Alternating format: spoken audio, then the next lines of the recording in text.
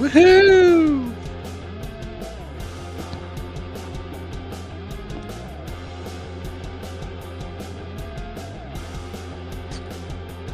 All right. Live once again, Monday night, 10:05. I'm 5 minutes late. Come one, come all. Come see Jojo the dog-faced boy. He neither eats nor sleeps, nor crawls nor creeps. He's 15 inches across the eyes and smells like a wolf. He's Jojo the dog-faced boy. Come on in, guys. Stop swiping. I'm only doing this 2 hours tonight. Short but sweet. Let's do it. Anybody there?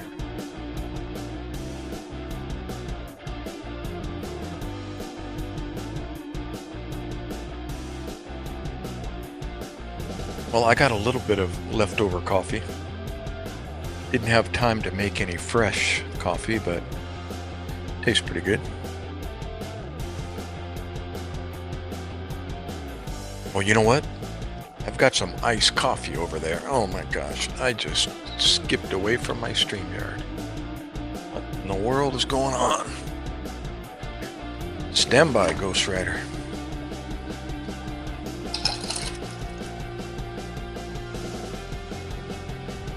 Okay, I got some iced coffee.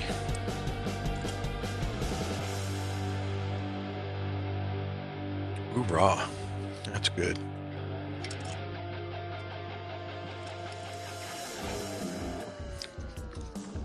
Although it's Wawa coffee, it's available and ready right now. So this is a good thing. Okay.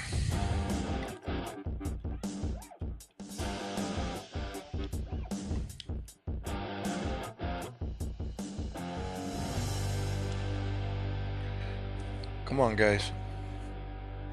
There, 4 people. Come in, come in. Stop swiping. Don't swipe. No. Come on. Comment. Say something. Let's get this started. Who's there? Who's there? Where are you from? Crystal. Crystal Lon. What is it? Crystal Lynn. Dawn Day Chief. And Girl in the Mirror. Stand by. What's up, Crystal? Where are you originating from?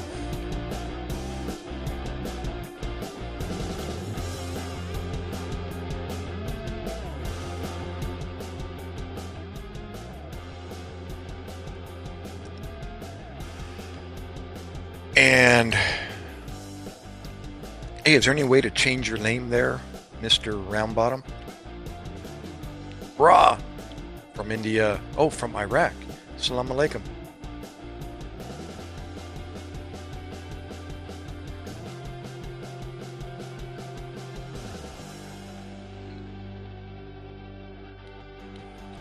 Edmonton, Alberta. From the west side. Cool. Very good, very good. Scottish heritage myself. English. And like 60% Scottish, what is it, 20-something percent English or thereabouts, and then 7% Irish. I did that ancestry DNA. Ex-military, who is that? From Soviet Republic?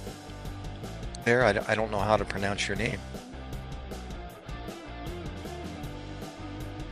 Give me an English name I can call you by. The one that asked if I'm in the military. We have my wife's sister's husband. I guess his niece lives in Edmonton, Alberta. English and Scottish were my second highest region. Wow, really? Well, high five, Crystal. Yeah, that was myself.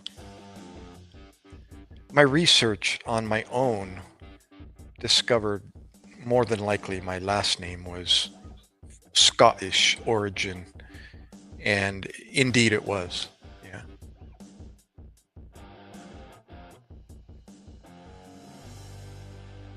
Bra from Iraq.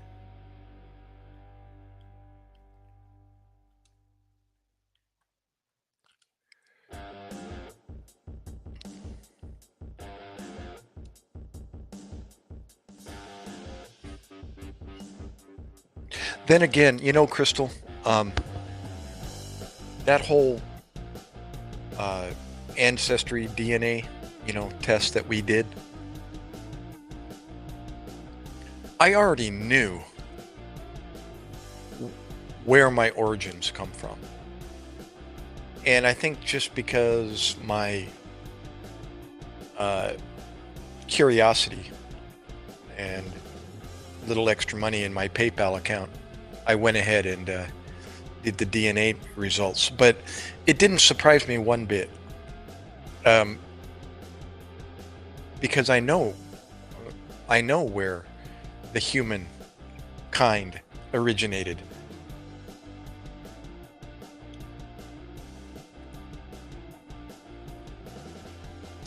Hoorah, Carlos. Lamas. Llamas. Where are you, Carlos? My wife and I are ex-military. Hoorah, bro. Well, stay in, Carlos. Be sure and hit the thumbs up, and you can subscribe if you guys want to. We have quite a handful of veterans in the room that have been popping up, but right around 5 of us, I think. Marine Corps, Navy, Army, and no Air Force yet with those. You're in Utah. Hoorah. I'm a San Diego boy, relocated here in New Jersey on the East Coast. Don't ask. Life events brought me back here. Let me turn this music down more so I can hear myself, how loud I'm talking. My son just went to bed. He's got first day of school tomorrow, second year of college, and I'm typically too loud, so I gotta watch my volume if I can recognize how loud I'm being. And I'm sorry, Crystal, you're in Edmonton, Alberta. Carlos, you're in Utah. Josh, there he is. Hey, Carlos. Joshua, that just showed up. He's uh, Army Ranger. I'm sorry, Army Ranger, Special Forces. Retired. Did you get, or you're not retired, Josh? You're discharged, medically discharged, correct? Yeah. Misconstrued. Hoorah, bro. Hey, misconstrued. On your comment here, I got a perfect response to that. Um, don't be sorry, bro. All of us veterans, we volunteered our services. So it wasn't the government's. It's nothing to do with the government. I chose to join the military. So whatever job they asked me to do, I signed up for it. Just as Josh did, Josh Eisen.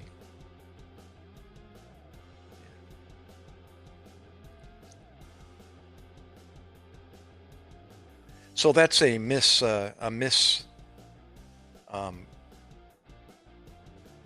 misunderstanding by many people. They apologize for what their government has done to the service members. We're all volunteers, bro. We signed up for it. You see? Big difference. Now, if there was a draft, that's part of becoming a U.S. citizen.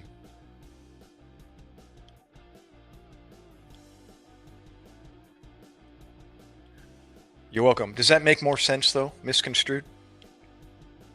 And actually, your name is a perfect name for that. You kind of misconstrue that, you know, the role of the United States military. You know, I'm the one that walked up to the recruiter's office at 36 years old and decided to join the United States Navy 2 months before my 37th birthday. Hoorah. So now when you hear somebody say what you said, you can correct them and say, "Oh, but wait, guys, they volunteered for it." You know, as far as whether or not we should be where they send us, that's not the issue. The That's right. The issue, I've said this before, but it's good that you brought it up. The issue is getting us home. You see, that's why you hear a lot more today to support your troops. Just be there when they get home, or send them care packages, sign up for that, get involved in some nonprofit organization where they put together care packages to send to troops over there. Believe you me, Josh and I both, anybody that's over there, sending presents or gifts or packages is like a godsend when you're away from home, and you're in that zone of, I have no control. Anything that has to do with home or the United States being sent your way is a blessing. So that's the best way to get involved. Just don't worry about what the government, that's what your vote is for. That's why I'm going out in November, and voting for Trump. Because we put these people in office and we sign our names on the dotted line. Yeah, so if you're going to get upset at somebody, get upset at yourself. Right? That's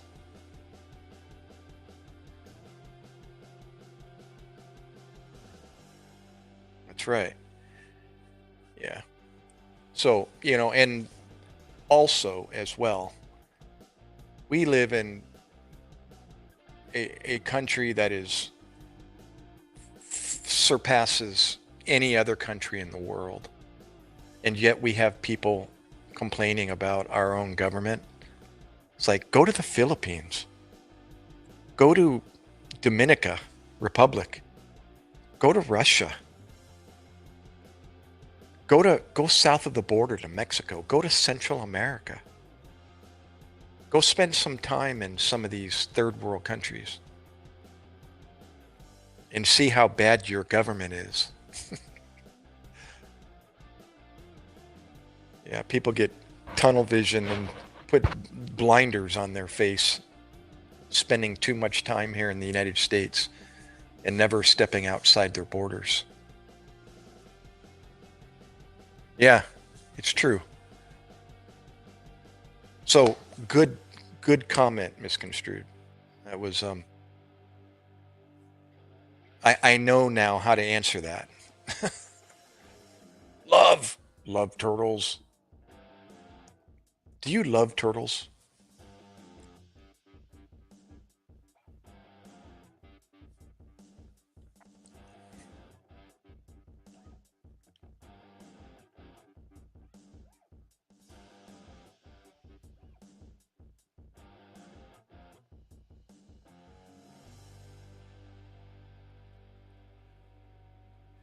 Do, Maybe I asked you this before, Josh.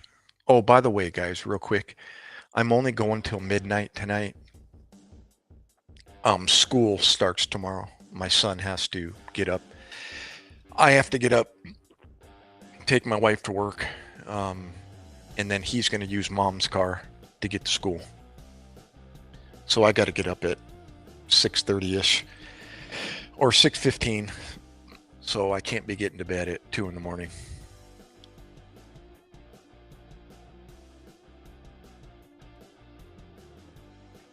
Yeah, there you go, Josh. We talked about that last time. Yeah, that's not just the Middle East. That's all over third world countries. Philippines, Vietnam, Thailand, Philippines. I already said Philippines. Mexico. Yep.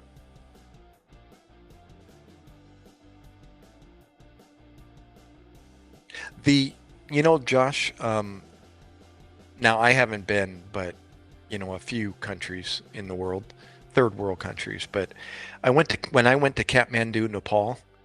That was pretty harsh, dangerous. I mean, not safety wise, but um, food hygiene wise. That was pretty gnarly. That was that was worse than the Philippines. That was worse than Thailand. That was worse than Iraq. Now then, I haven't been to Pakistan, so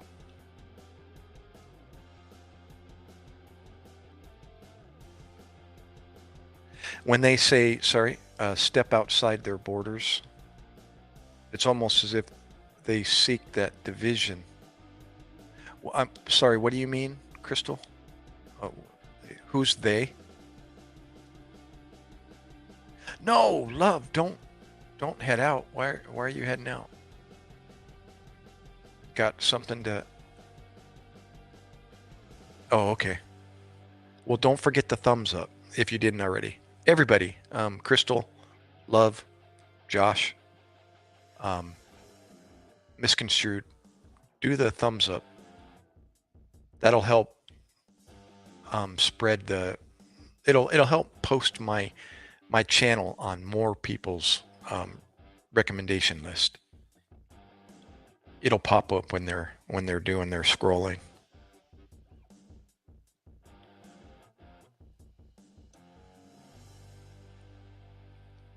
Love, where are you?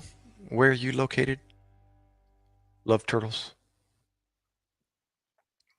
Oh, you got to get up at 4 a.m. Very good, very good.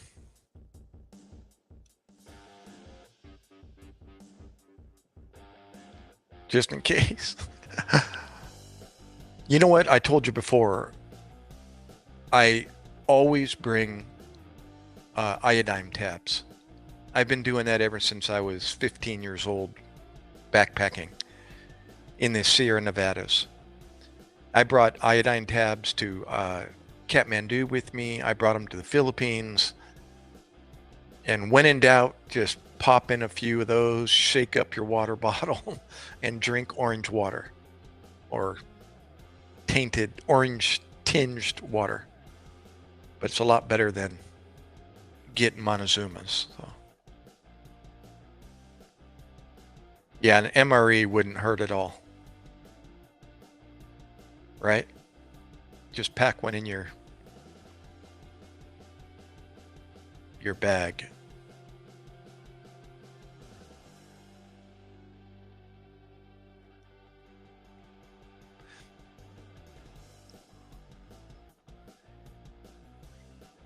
Oh, survival straws with charcoal.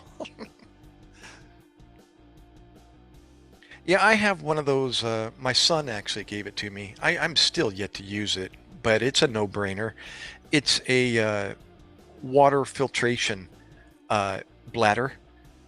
You just fill the bladder with your tainted water, hang it up high, and then the tubing has a filter in the middle, and then at the end of it is you put it inside of your drinking container, and it filtrates through after so many minutes. But that's kind of a no-brainer as well. Just scoop up water from a source, hang it up high, and then put your bottle down at the bottom at the other end of the tubing. And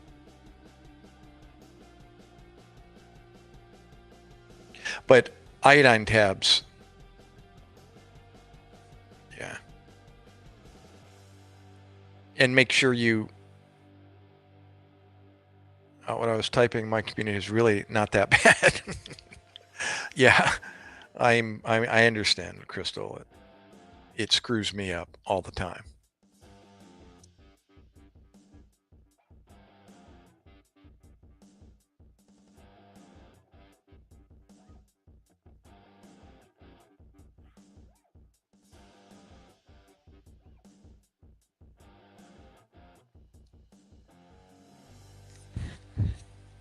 Oh, I was going to say,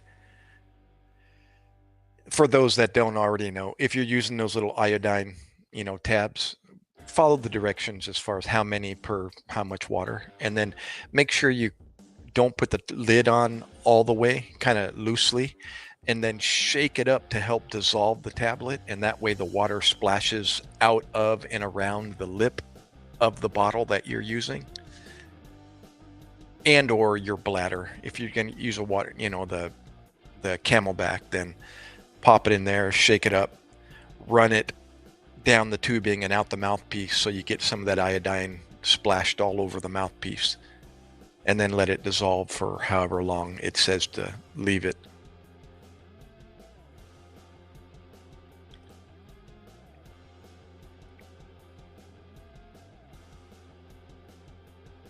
Ah, cool.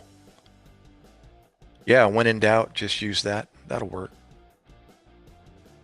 So what were you trying to say, Crystal? Let me nix that music once and for all here.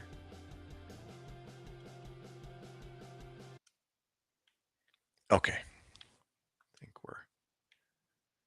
You know what? Wait. We got to have some elevator music. How about elevator music? There we go.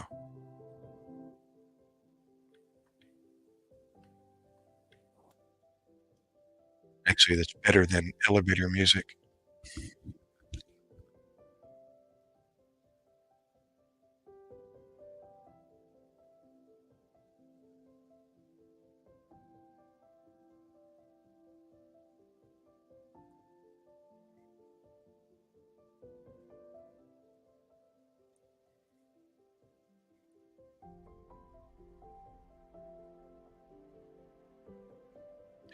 I was just I found the show Alone. Those that 10 people put out in the wilderness to survive, and the one that survives the longest wins a $500,000. Well, I was looking at the YouTube channel Alone, and it has all the episodes, all the seasons, and all the episodes.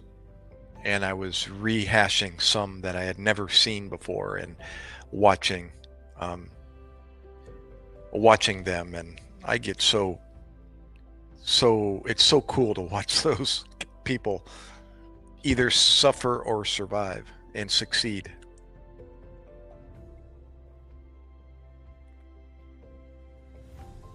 Yes. Yeah, actually, I was just watching. I've known about that actually in the medical field. Do you know what we lavage the stomach with when people are overdosed or poisoned, ate something that is toxic or tainted? Charcoal. It's literally a charcoal slurry.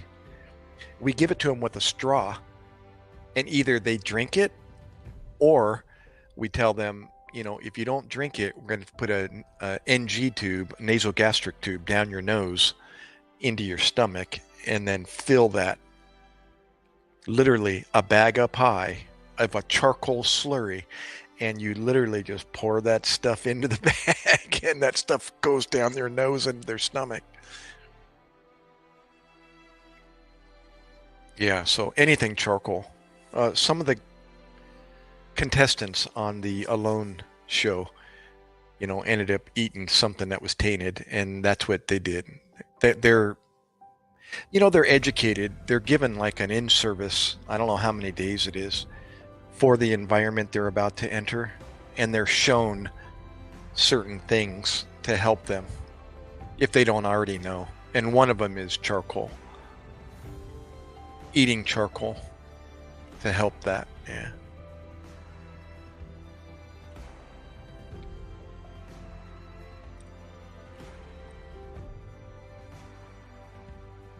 Do you watch that also, Crystal?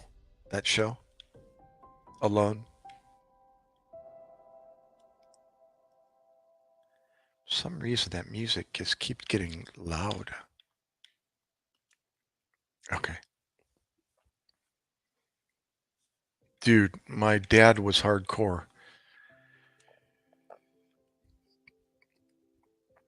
Go camping, forgot toothpaste, baking soda, and river water.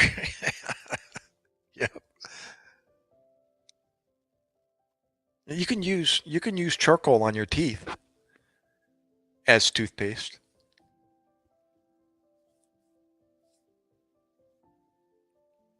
That'll that'll be pretty gnarly to get out from between your teeth. Turn your mouth all black and your teeth nice and stained. I know I love that show. Those types of shows.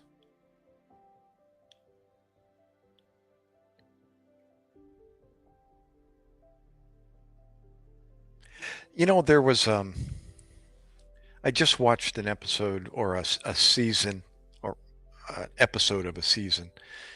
And this one guy, it was in the same group that Zachary Fowler, you've seen his YouTube channel. He's got a successful YouTube channel after winning Alone season 3. And he was there with Greg, that guy that looks like Wolfman from Canada.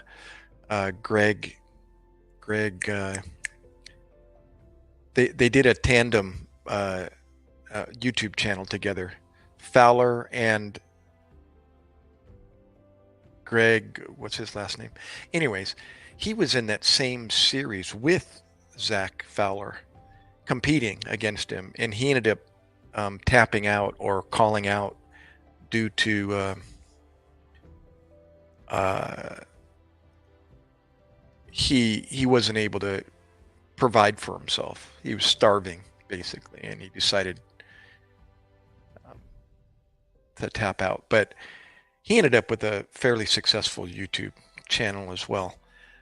But one of the guys, he actually had 3 or 4 days of smoked salmon that he saved. He actually stored, or I should say, yeah, he kept it, but he didn't eat it, and he ended up getting discharged from the show because of his health. He got too emaciated and too thin, even though he had days of rations stored. Oh, that was the word I was looking for. Hoard. He hoarded it instead of using it. And the medical team ended up cutting his time because he got dangerously thin. Oh, or the survival show with the ex-SEAL Joe, Teddy. I haven't seen that. My Strange Addiction, I think it helps people feel less judged, labeled when they struggle with addictions. I've been addicted to Man versus Wild. Yeah. The military guy. Oh wait, Man versus Wild? Oh no, that's a different one. I'm thinking of the military guy and the survivalist from Arizona. And that he's always talking about what's his name's bare feet.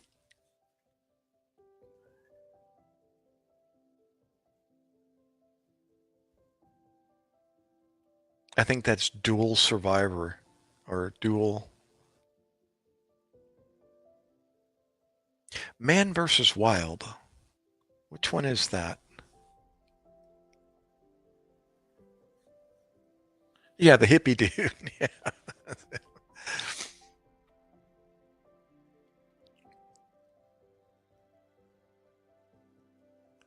Yeah, the one guy is what? Army? Uh, Ranger? Right? I think so. Survivalist. He's got the full-on kit and boots and all the high-speed survival equipment. And the hippie guy's in his bare feet and his wool socks up in the mountains with ice and snow. What the world is he thinking? Oh yeah, Bear Grylls. That's what I was thinking also, Crystal. I thought Bear was Man versus Wild.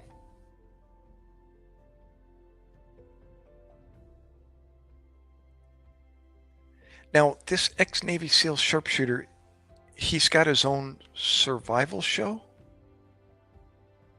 Oh, no, wait a minute. I think I recognize Joe. Joe Teddy. Hmm. Anyways, I'll have to look for it.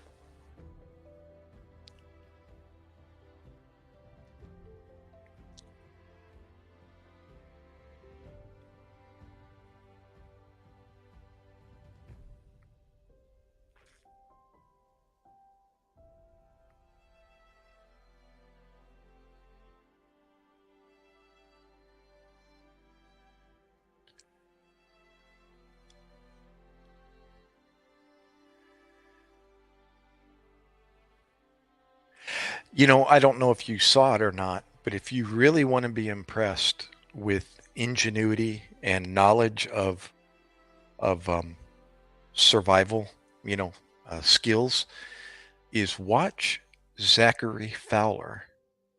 If you just type in Zach Fowler, um, survivor alone, and be able to find some of the clips from that episode and the stuff that he comes up with, that he tries. Not everything works, but he tries these things. And it's like, gosh, what? Where did he get these ideas?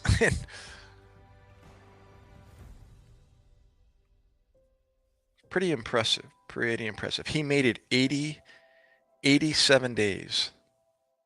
And a female made it right up there with him, I think, to 85 days. Or, well, it was 87 as well, but she got, I think, medically, she either left on her own or medically told to leave. And then they went over to Zach's camp to do his medical assessment.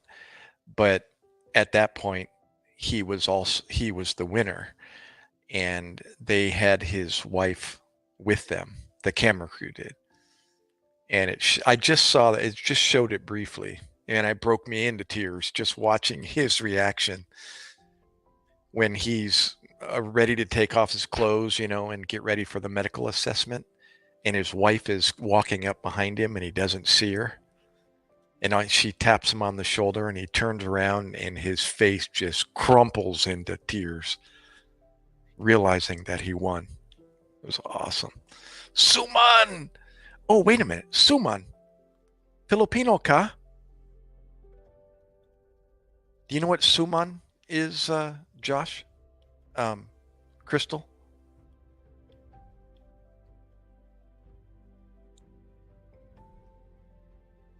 Thank you. Salamat. I'm going to assume you're Filipino, Suman, just by your name. Mabuti po naman. Salamat. Ikaw?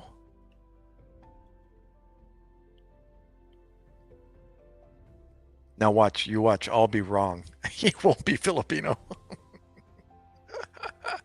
No, yeah, suman is a person. No, it's sticky rice. It's a dessert with coconut milk and brown sugar, usually sprinkled on top at the end. Oh, the bomb. It's like a rice cake. Sticky rice with coconut milk. The rice is cooked, you know, into a sticky rice, and then coconut milk is poured over it, and it becomes kind of firm. You cut it into squares, or you just take a spoon and dig in.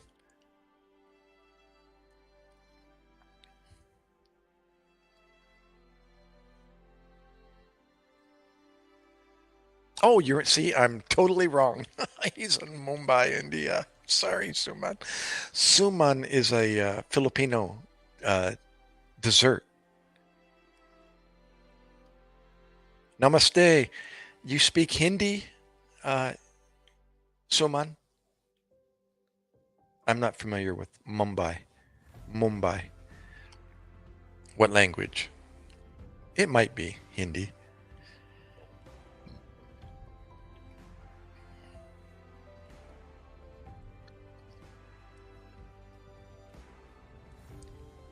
Thanks for coming, Suman. Thank you for stopping. Don't forget the thumbs up, the like.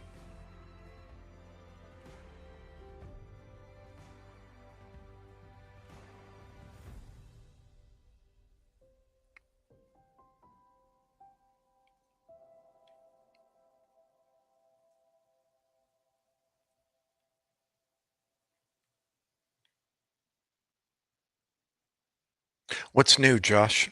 How's the house tree? The house tree, the tree house.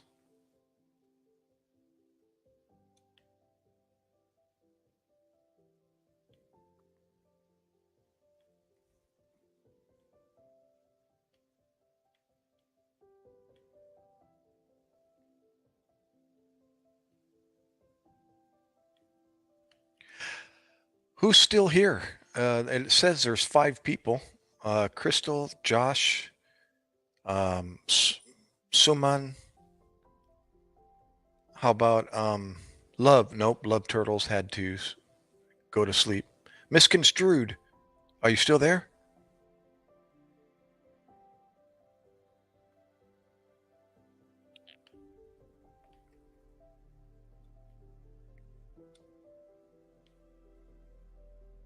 Suman, what language do you speak? I think it's Hindi in Mumbai. It's about 85% complete, looking sweet. Guess I found the spot if I'm ever in the doghouse. Ah, so it's turning out to be the man cave.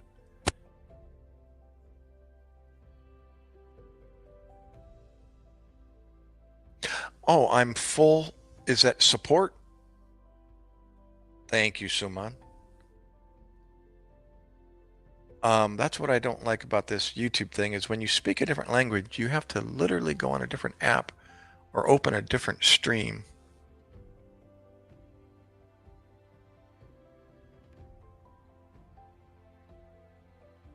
What do you mean you have to go to a different stream in order to be understood? You mean by other people? Gosh, I've been in the Filipino live stream community for over 3 years, probably closer to 4. And I don't speak Tagalog, but and I'm married to a Filipina, so the language is all around me, or her dialect is all around me, and I don't understand. But because of that, therefore, I started asking questions and seeing common responses, especially live stream, pertaining to live stream. So I started asking, what does that mean? And then I learned.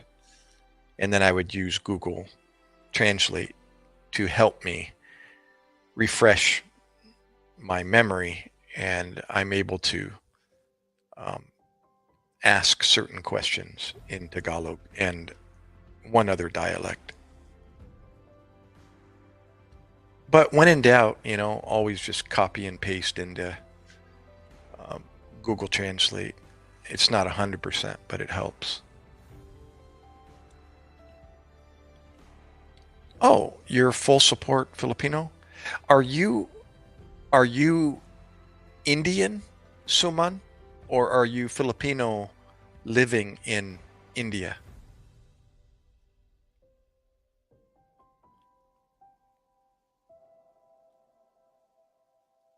Wow. Me and the wife, uh, we're talking, and she kind of wants to head back to the West Coast. You mean to live or for vacation? I said, now you say this and wasted all the money on the treehouse for the kids.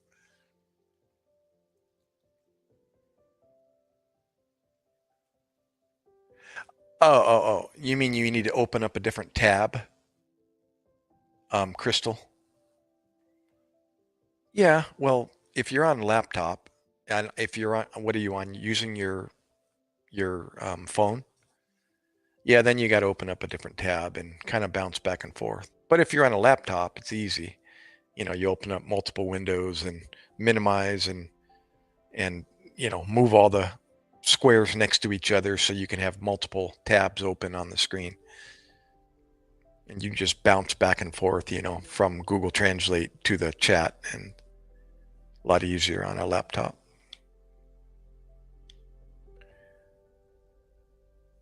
Oh, your live is 10:15 a.m. India time?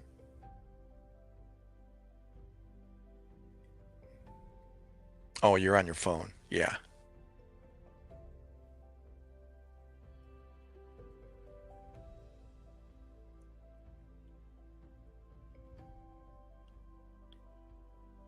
I did see there is a way to minimize on a smartphone.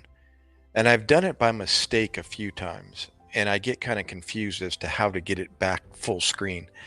But there is a way to minimize a tab and then open up another one in the background, just like a laptop.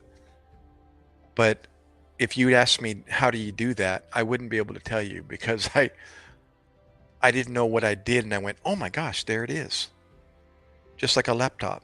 It minimizes the screen into the bottom right corner or something like that. And then the other tab is open in your background. There is a way to do that on your phone. Or maybe it's only certain phones, but I did it on my wife's phone, I believe.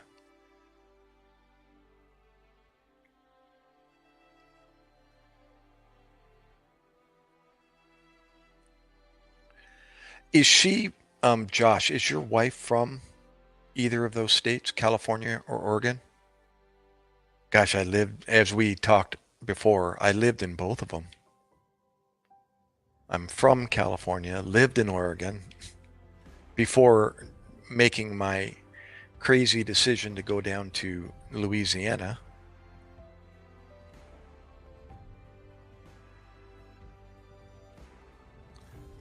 I'll bring that up another time.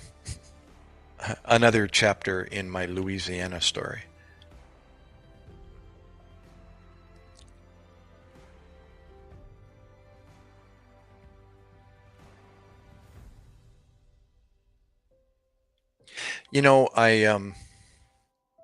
Crystal, um, I occasionally, very rarely, get a massage, and go ahead and spend the $100, including the tip, 60 plus, well, whatever it equates to. I end up dropping $100 usually on a massage.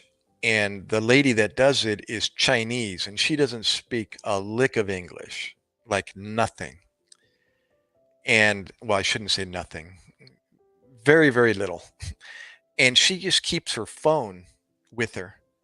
And when she needs to talk to me, she speaks Chinese into her phone, into Google, and then she presses speak, and it says it in English to me. And then I do the same thing back. I speak English into the phone, and it translates Chinese back to her.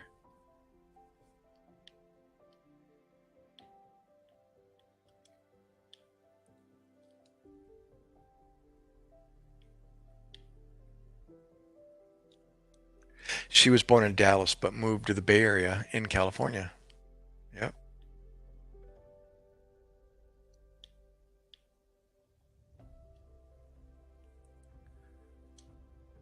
Well, Suman, I would make you a moderator, but I don't have my phone with me, and it's very difficult to do on this Xbox, or it's more of a hassle. So unfortunately, let me see. Hold on. If I disappear, I'll be right back. You know the drill. Let's see here. I got to be able to open my YouTube channel. Here, wait a minute. You know what? I might be able to minimize my own StreamYard. See if I can do that.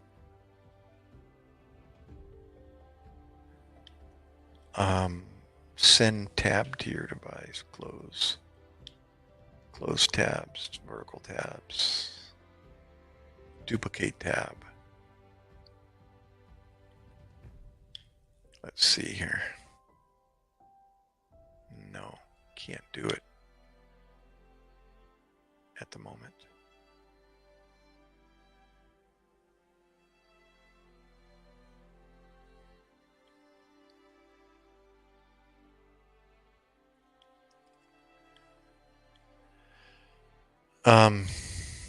Let's see here. Am I frozen? When I go to the other tab, does that, it looks like it does.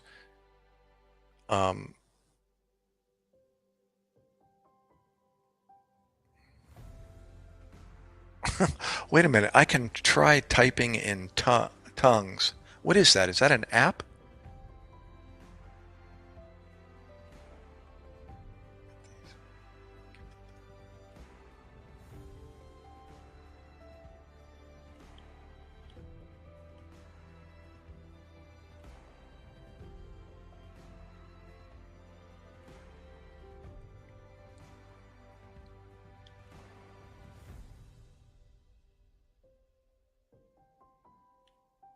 Hmm.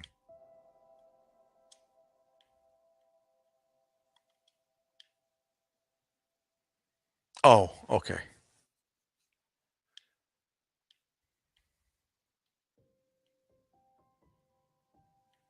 You know why they call the app Babel, don't you?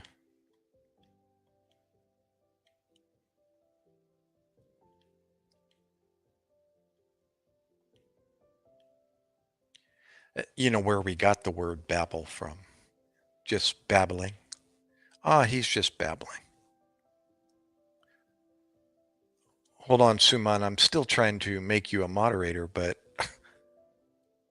it's quite the process on an Xbox. It takes a long time for the screens to populate. Okay, let's see here.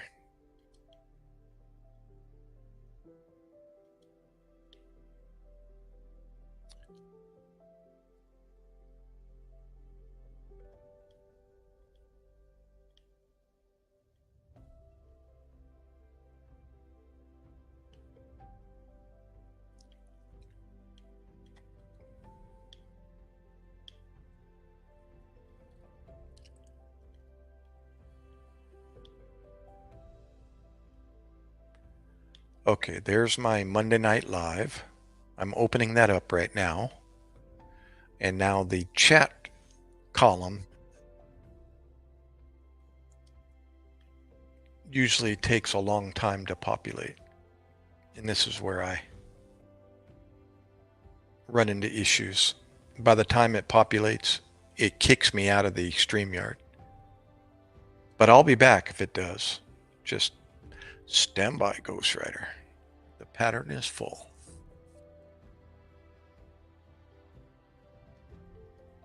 It's still blank, the chat room over here on YouTube. But I'm able to hear the music in my headphones, so I know I'm still. And I'm watching myself on the YouTube. Uh-oh. Yeah, still there. Okay, Suman. Because Suman appears to be growing his YouTube channel, I'm going to make him a moderator. That way he can drop his link, and if people choose to, you can click on his link that he drops and then go to his channel and give him the full package, as they say. Subscribe, bell icon, comment, watch a video, etc., etc. Okay. There, you're a moderator there, Suman.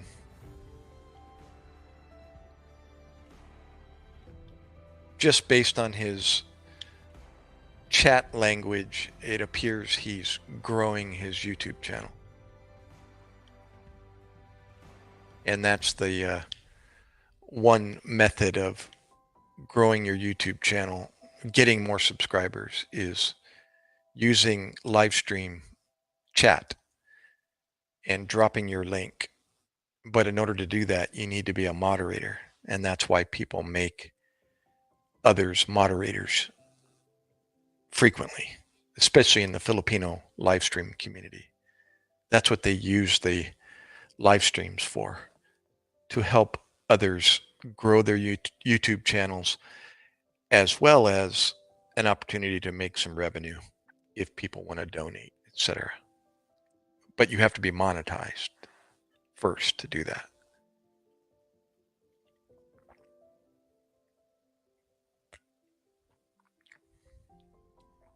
Oh, it says, for instance, I'll try saying, how are you? Yes. So it will come out like this. And I don't know what language that is. No, wait a minute, because you're not selecting. You need to select the language that you want to translate to.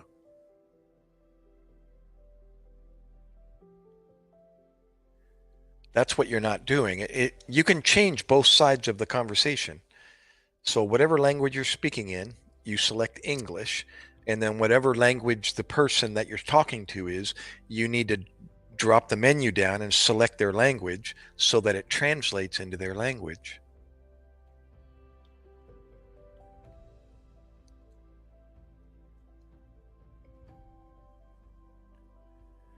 You know, you get two squares. One side is your language, the other side is their language.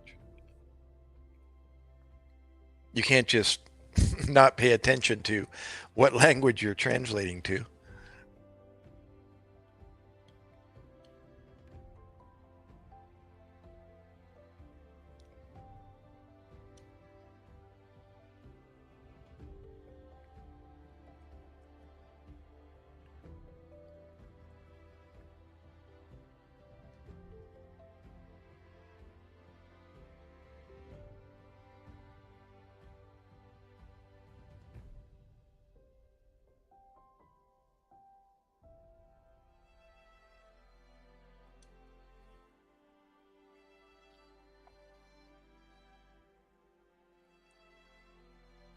Cool. Are you growing your YouTube channel, Crystal? I mean, are you planning on being monetized one day, or you're not paying attention to that?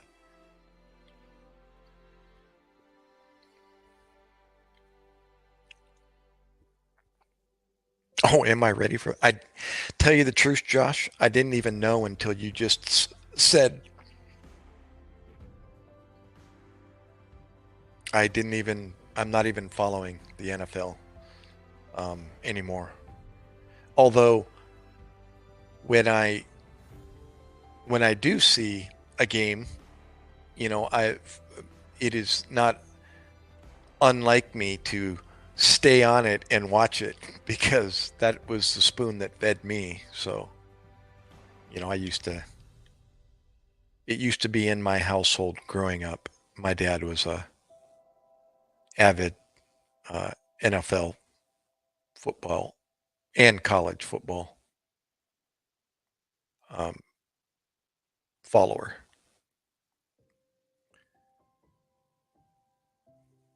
Hey, Joey, later, bro. I'm actually one more hour and I'm out of here myself.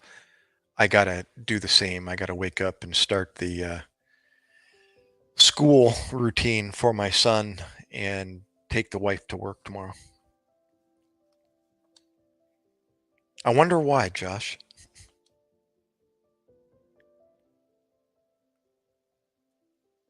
Speaking of Philippines, Kuya Joey that just popped in. He's a avid Filipino Tagalog speaker and is also married to a Filipina wife or asawa.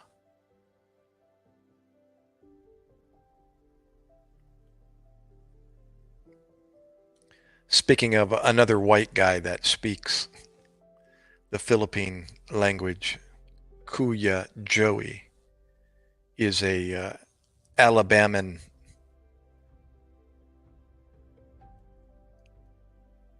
And speaking of veterans, sorry, Josh. Sorry, Kuya Joey. Joey is Army himself. He was in the army band and toured the world. Japan, Philippines, other places.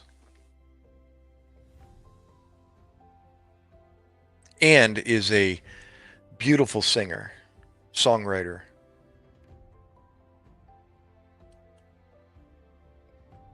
In both English and Philippines.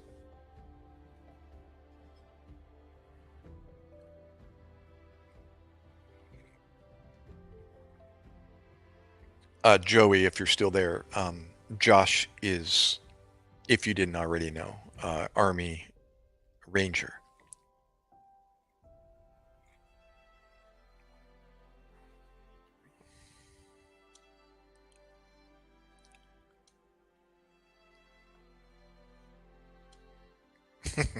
That's enough.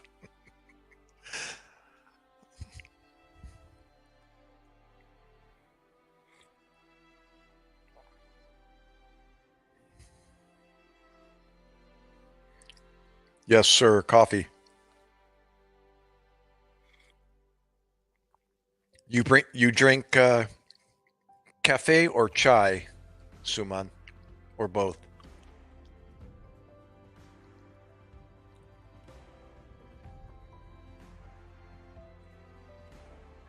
Hey, Joey, before you um, go unconscious, what other countries did the army take you to? Okay. Good night, Asawa.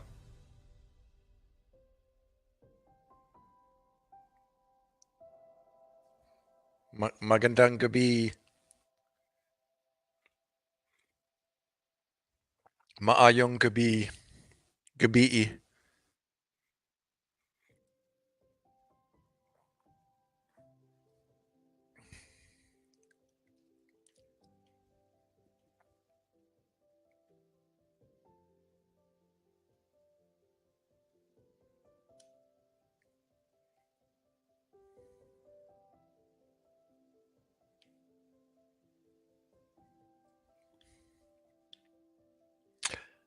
Afghanistan.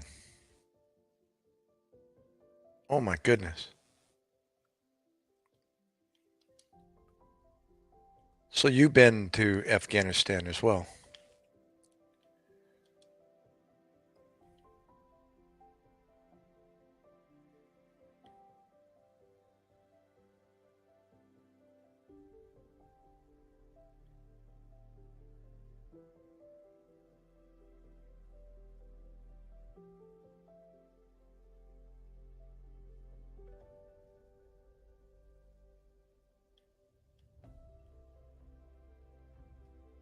What group were you with,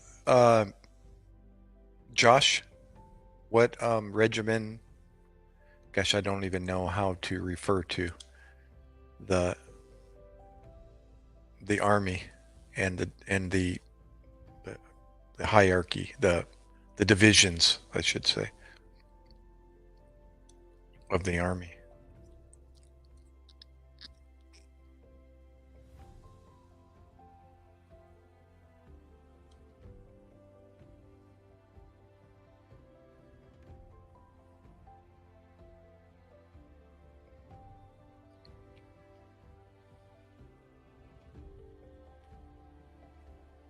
Crystal, are you still there?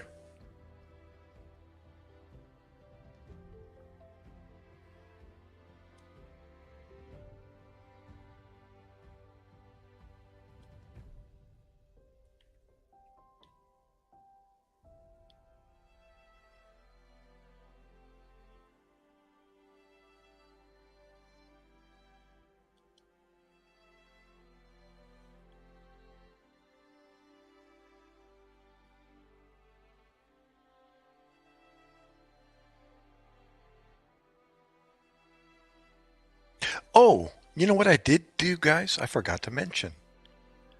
I bought a couple pack of cards. And I'm not set up to be doing it on camera, but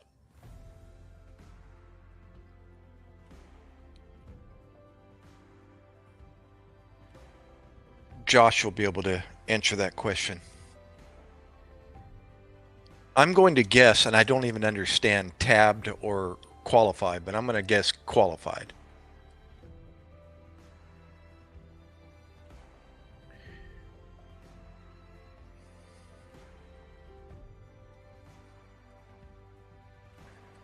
There you go, 75th Ranger Regiment, 3rd Battalion.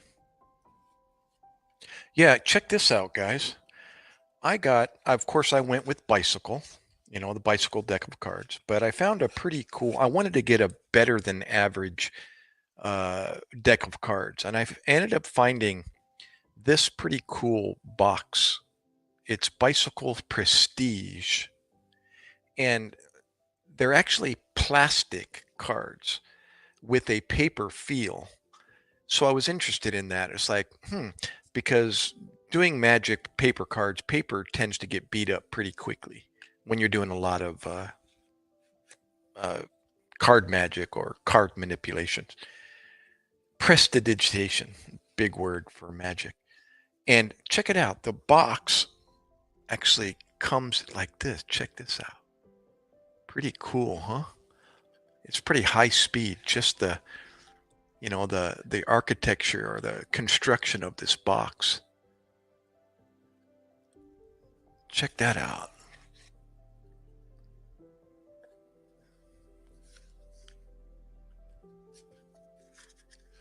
Now, regular deck of cards, with the bicycle whatever instruction card there, and 2 jokers and so on.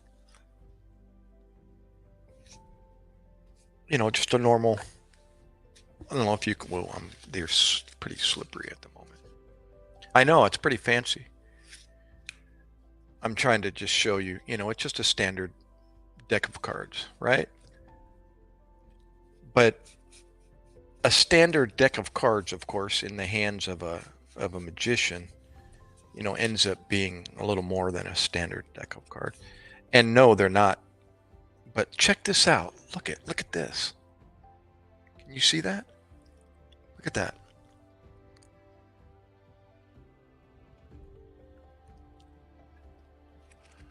Yet, if you do it again, look. See there? Isn't that wild?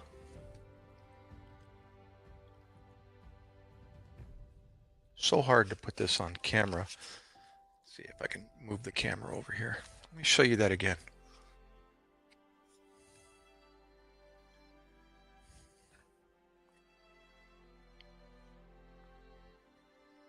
Can you see that?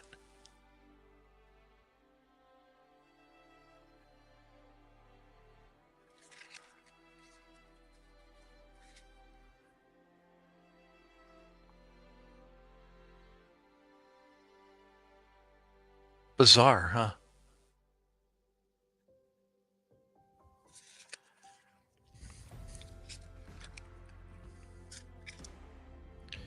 Hard to present this on Do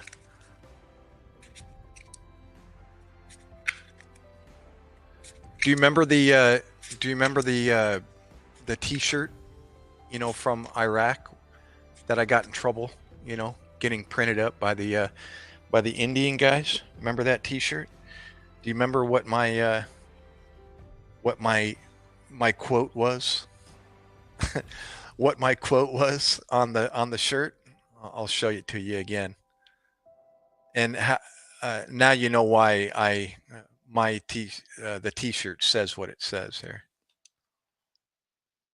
Oh, wait.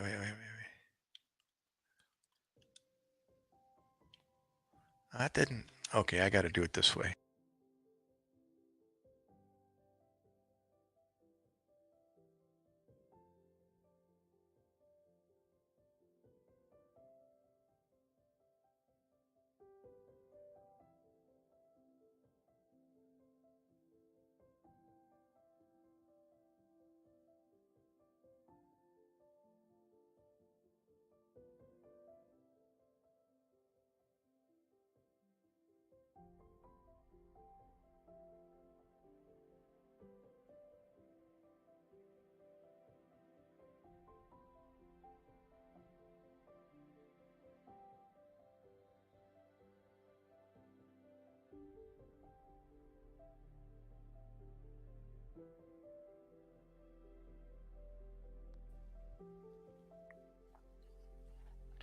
And the mothers were, like, go ahead, go ahead, go ahead, and they were all, reluctant to come up to me in uniform and I in my battle gear, and I pull out a coin and some candy, and I'm not only giving them candy, but showing them some coin magic.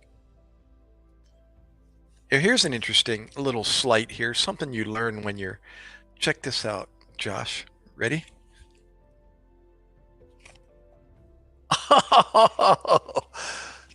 You can actually see that on camera. Whoa! Whoa!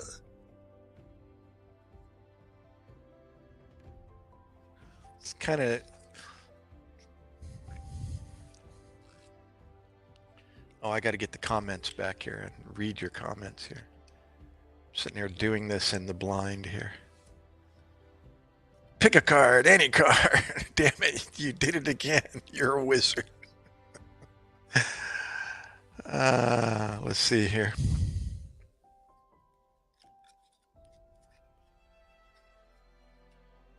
I'm trying to present it on. It's hard to present on camera. You know what? I need to get rid of the background here. Hold on. Okay, let's just get rid of it for the time being here. Poof. Okay. This is called a flourish. Anything that just looks good, that is, it's called a flourish, a one-hand cut, or a fan, to be able to fan cards. It's called a flourish, Flourish.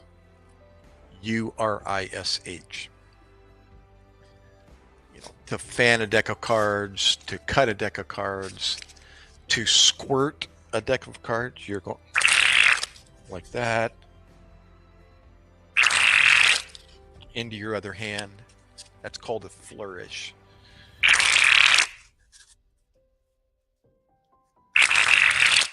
Oh, these plastic cards are good for that. They got a lot of spring to them. This is cool. It's like a machine gun. Yeah. What does that sound like on camera? Oh,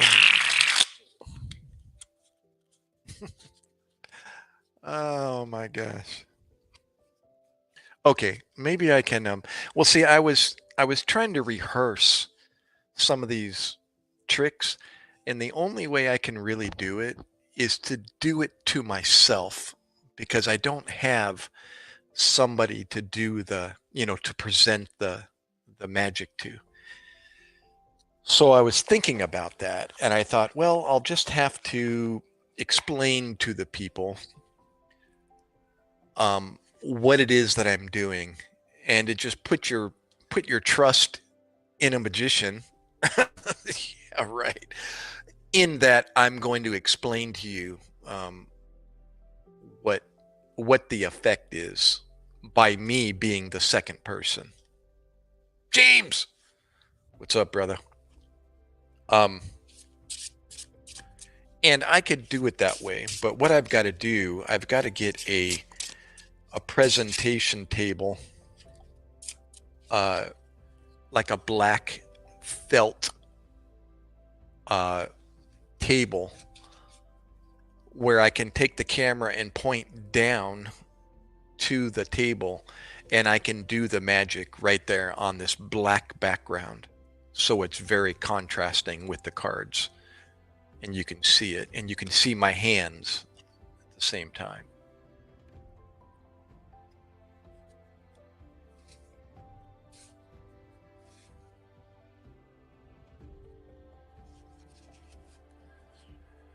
Yeah, this one though is always pretty bizarre.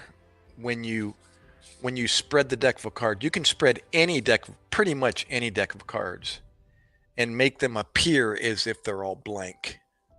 Can you see that? Look at that. That's a standard deck of cards right out of the box. Isn't that weird?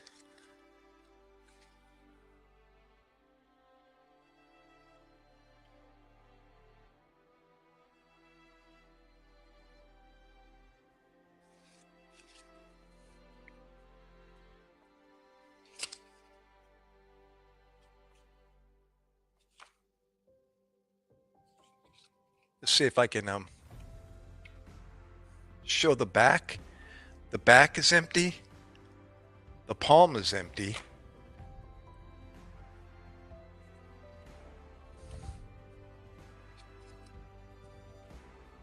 Um, let's see if I can show you some basic stuff.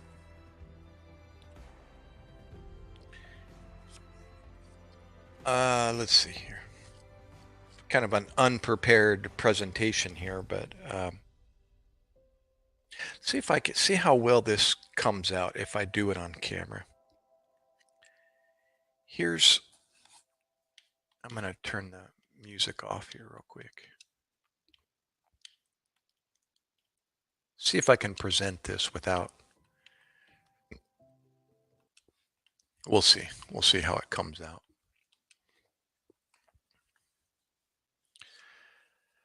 Suman. Thank you for coming, Suman.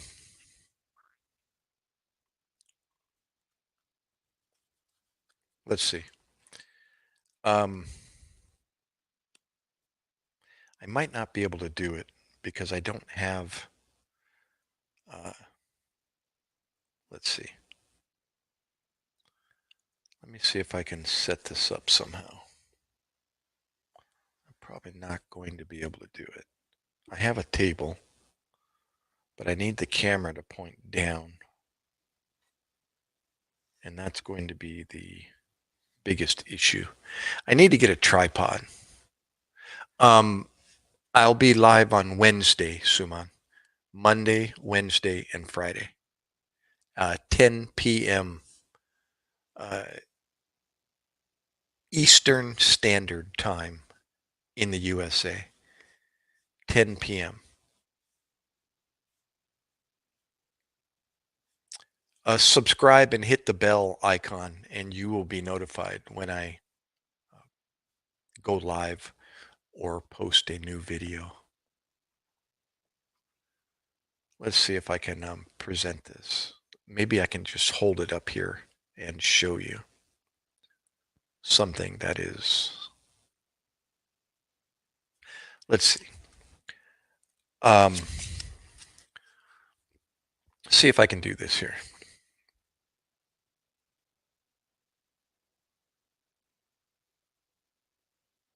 It's so difficult without seeing a table and the cards on the table. Let me think.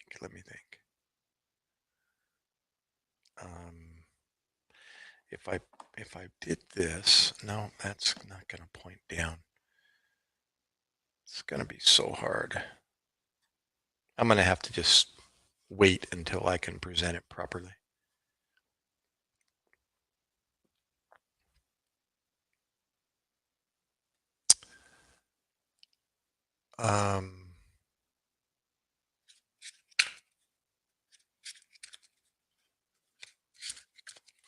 Oh, there's a side view.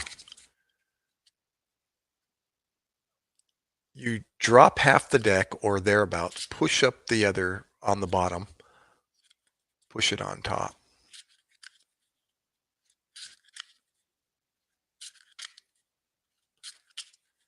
And then there's another one you split from the side. Let's see if you can.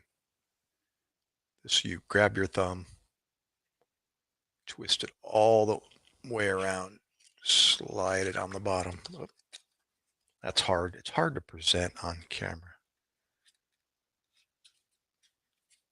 Just another one-handed cut.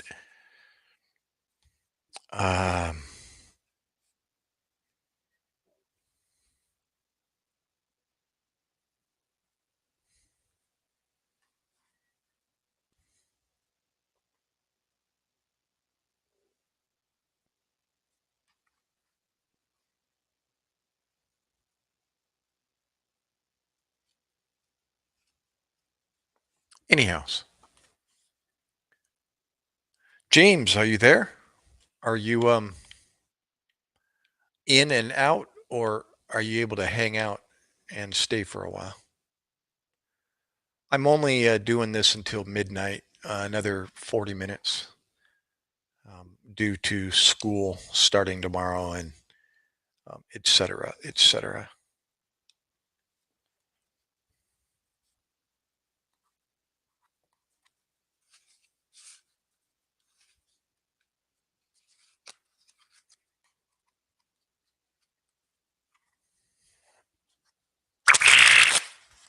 Oh, I have one card. Looks like is backwards.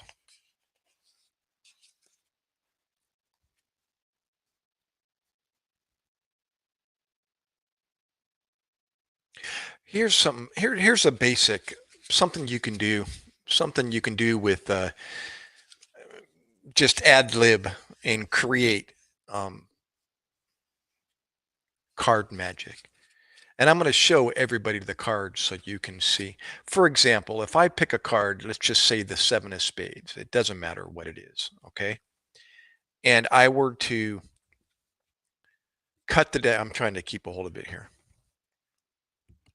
Take the card, cut the deck anywhere, put the card back on top of the deck, and then insert the top, here, I'm trying to present it here. And then you were to take cards and cut it. See, this is where I'm gonna, and I'm just cutting the cards. And then you take the cards and you shuffle them. What was the card? The seven of spades, correct? And then you shuffle it again.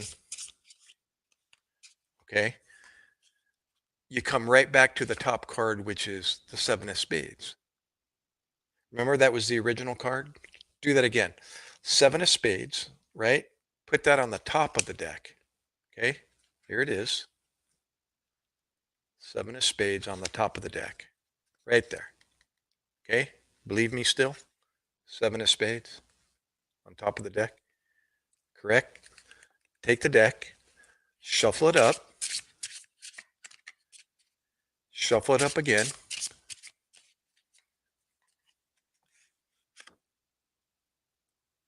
Still at the top of the deck. See that? Something, huh? You can cut the deck. Here's the card. Okay, seven of spades. Put the deck on top. If I had a table, I could show you. I'm going to see, it's so hard you want to be able to see what I'm doing, but I can't place this anywhere. I'm going to see, it's so hard. I'm going to spill the deck if I do it. I'm going to cut the deck. See, I can't do it on top of my knee. That's why I need a table. Anyhow, yeah, you can do pretty much anything you want to do with a deck. It's called keeping control of one particular card. You can shuffle them. You can, overhand shuffle. You can cut the deck. You can give them another. You can give them another overhand shuffle, and still be able to keep track of where the card is all the time. You don't need to know what the card is. You don't even know you don't need to know the other person's card. All you got to be able to do is to be able to locate it, to keep control of where it is. So in the very end, no matter what you do, you can always produce, the card, no matter what you do with the deck. And it's just a matter of learning, some basic sleight of hand that, it's the basics in card magic. See.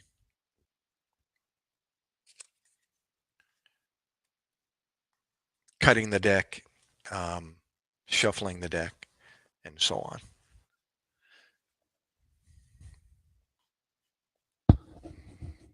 I can actually teach you that. A lot of things, a lot of magic it's not magic if you teach somebody, what the what the secret is. And although it is still pretty cool, even I watch magicians to this day and just get totally blown away by what they do because they're so good. I have no idea what they're doing. It's like I just start laughing. It's like they totally lose me. I have no clue. Um, but every now and then I'll show or I'll tell somebody just for educational purposes. For instance, I can show you what I'm doing. Um, if you take a card, okay, like the seven of spades, and you put it on top of the deck, it's not a play of or it's not a play on the eyes. The card is on the top of the deck. It's on the top of the deck. And all you're doing, and you're doing it quickly, is you slide off the top card and you put all the other cards in front of it as you're shuffling. Okay, so now the card's on the bottom. All right, and now you take all the cards in front of it as you slide your thumb and slide the cards off until you come to the last card, the bottom card, and you put that on top. So now the card's on top of the deck. See? So, but when you're doing it quickly, it looks like this. Whoop, I just dropped one. And I'll put it right back on top. There you go. See that? It's called a control. You're controlling where the card is. So again, it's on the top, right? Seven of spades. Slide off with your thumb. There's one. And then you put all the cards in front of it. Okay, now it's on the bottom. And now I'm going to do the reverse and you'll be able to, let's see if I can't really show you, but I'm going to slide all the cards off the top until I come to the very last card, the bottom card, and put it on top. So now the card's back on top. Slide it off, put it on the bottom. Slide everything off the top till you come to the last card. There it is, and put it on top. Back on top again. See there? And when you cut a card, if you have someone choose a card and then you cut the deck and tell them to put it back in, or you can have them tell you to stop. So this is called a rifle. When you do this to cards, it's called a rifle. You tell them to tell you when to stop. So they can tell you to stop anywhere. You cut the cards, you place the seven of spades back on top of the deck. You put the rest of the cards on top. But when you present the cards, you're showing the top of the deck only. It's kind of hard to do on this camera.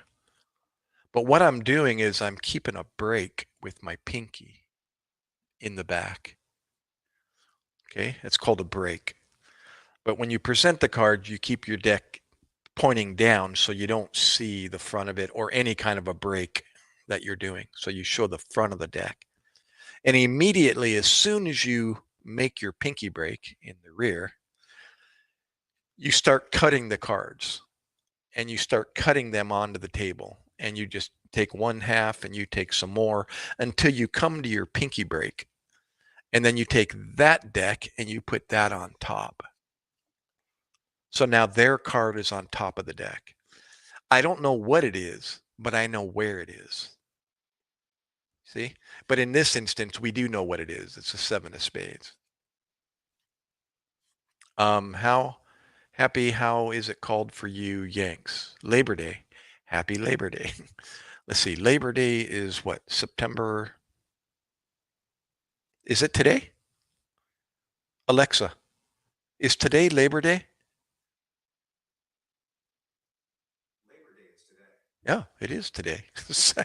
and you're British and you knew and I didn't. Yeah, usually it's the day before school starts.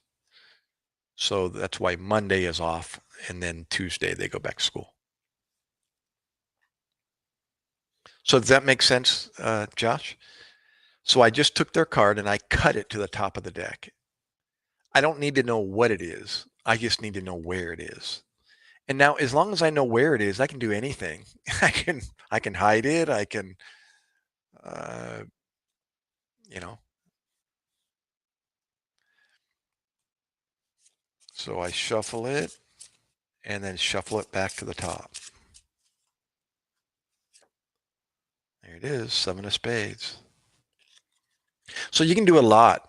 You can do a lot of magic. Oh, here's another one. Here's something bizarre. Check this out. Speaking of the 7 of spades, watch this. Um, Let me think of how this goes here.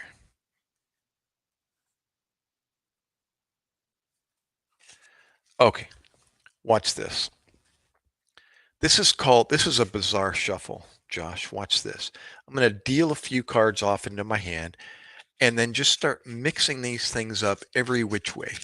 Just keep dealing them off, flipping the cards over and dealing the cards. So you can see I'm mixing these things up. Okay? Watch. And I'll show you. Some cards are even face up and some cards are even face down. Okay? Some of them are even back to back. I believe there's somewhere in this melee, some cards even got put back to back. Now watch. So all mixed up, correct? Flip them over every which way, just kept flipping them back and forth, back and forth. That was called the Mexican shuffle. Do you know why it's called the Mexican shuffle?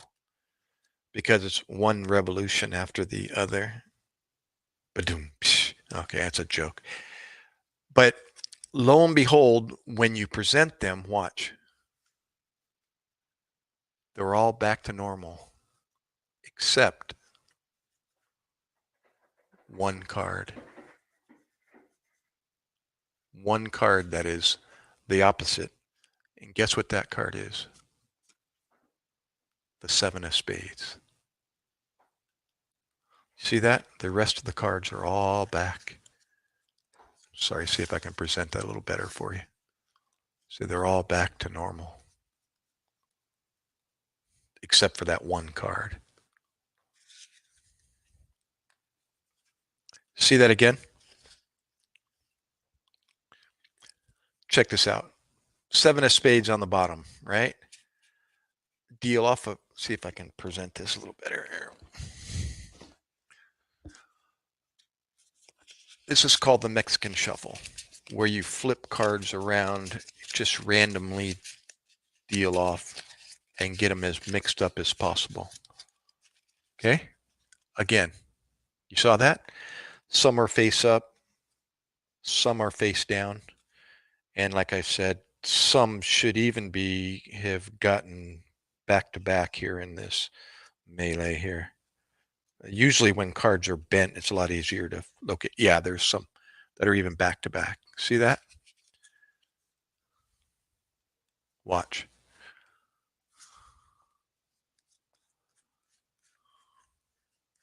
Uh-oh. One card here. Right there.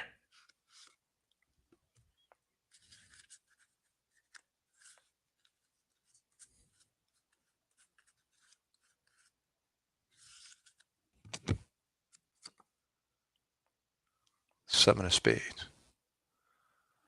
You must have been a trip in the trenches. Pick a card, any card. Well, in this case, it wasn't the trenches. It was out on patrol or underneath cover in the mortar pit or back at the hooch, back at the BAS, the battle aid station.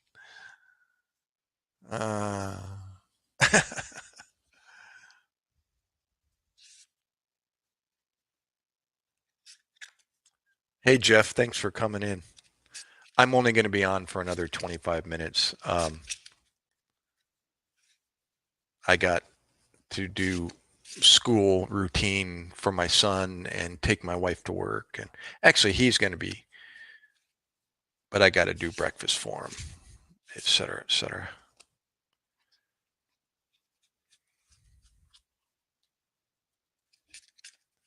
Yeah, it was pretty. Yeah, this was just as something to pass time. Lots of downtime, right?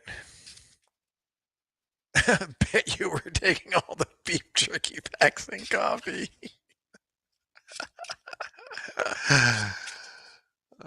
No, actually, you know what? Um, I had my own stash. I had my own routine, and uh, again, I didn't get to spend. It wasn't my regular job to be out on patrol with the guys. Uh,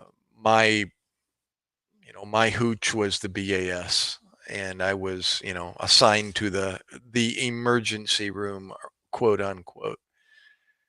So I was under a building and had a bunk, and I was spoiled most of the time. And then on the few occasions I got to go on patrol, they usually weren't more than an overnighter, and so I didn't bring anything during that time. Um, and then ended up coming back playing tag with another corpsman, and then he would go out on patrol with them or another platoon or whatever.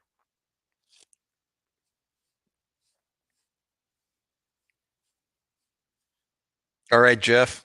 Well, awesome to see you as well.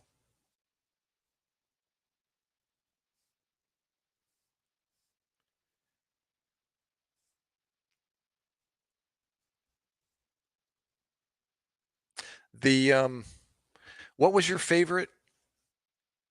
Uh, oh, really? Watching Full Metal Jacket? I don't think there was a doc in Full Metal Jacket. Was there? I don't remember a guy. No, no, no, no. That was different.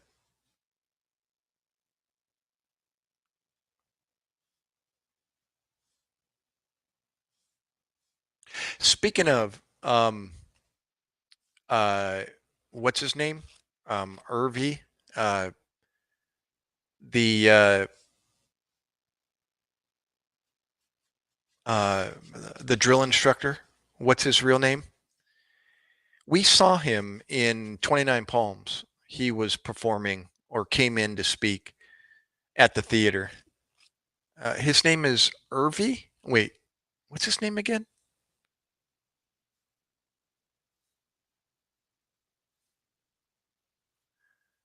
Um, what's that actor's name?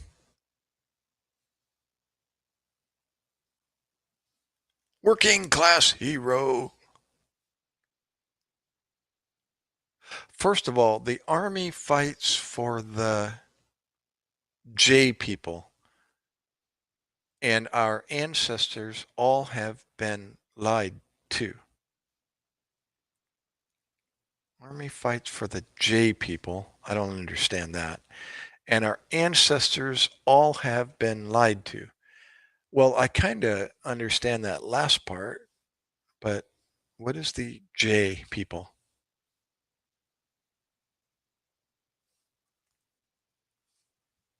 Yeah, army. Thank you.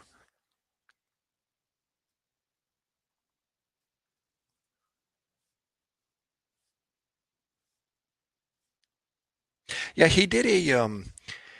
he hosted a uh the he was promoting small business administration. Some reason we got to sit on a oh, it was before we got deployed. They were encouraging small business, SBA, small business administration, and he was hosting this presentation promoting small businesses.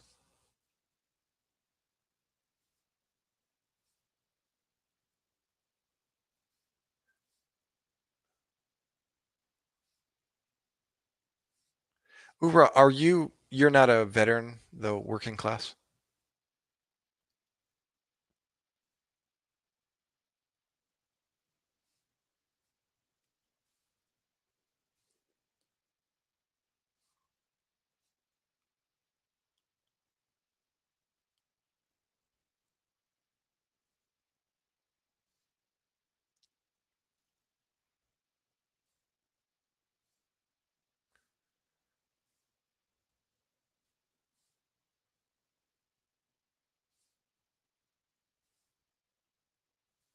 Here, I'm going to put these cards away. Yeah, when I get more prepared, I'll break out some pretty cool uh, card magic that I was shown way back in the day. We actually went to downtown San Diego to the San Diego Magicians Club, and they had I think us kids paid like $10 a piece, and went down to this hall downtown San Diego and watched some pro magician give a class basically, and then he taught us two particular routines, and then we all practiced them to each other, and got to show each other, our skills, and learn, some new stuff from each other. Um, what and where did you serve? Working class.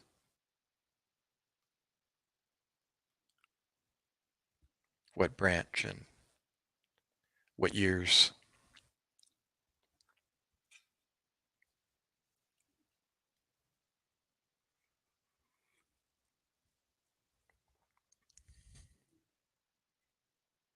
I Oh well, Josh, Army right above you.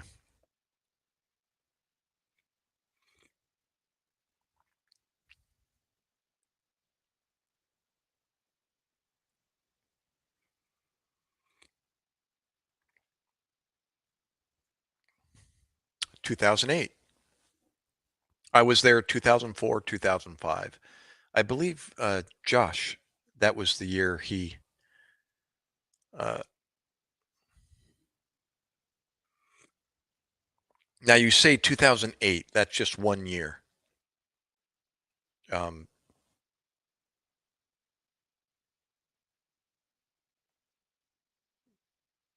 what about 2008?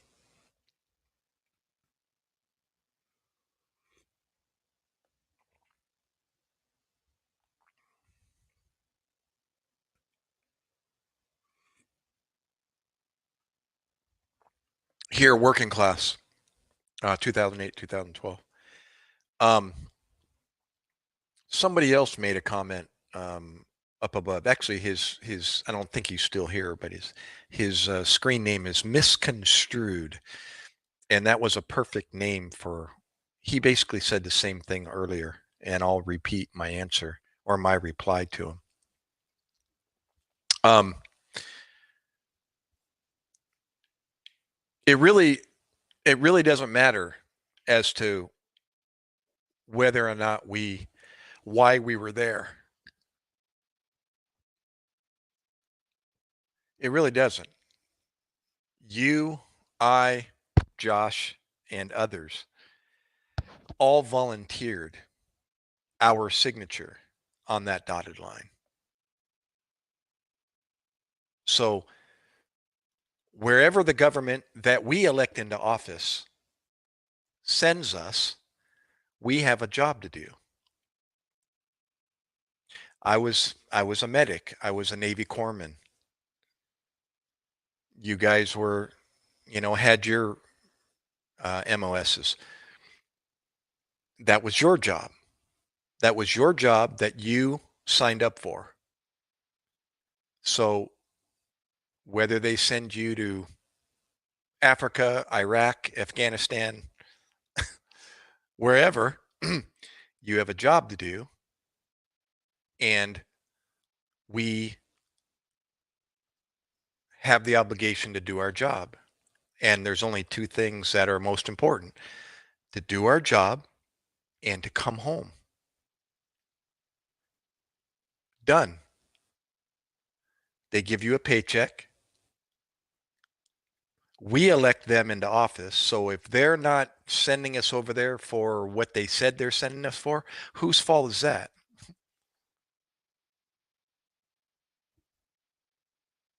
It's our fault. We elected them into office. You see, that's what a USA is. It's we elect them into office. They're not just sneaking in there. And like other countries do, electing themselves into office, or whether you're part of a family and you become an official because your father was, or something like that. Doesn't work that way in the USA.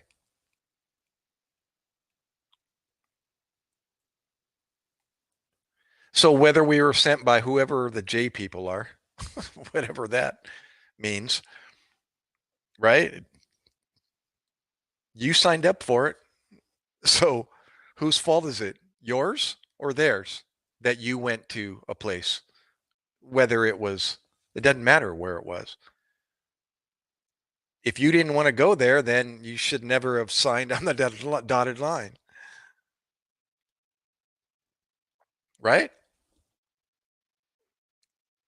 See, it's called shifting the blame. We've been doing that ever since the beginning. Oh, the devil made me do it. Think about that. They The devil should never have told me to do that.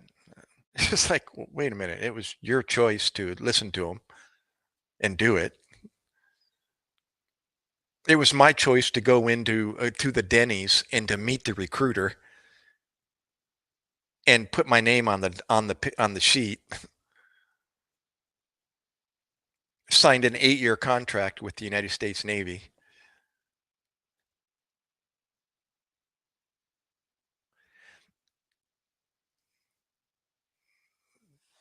Of course not.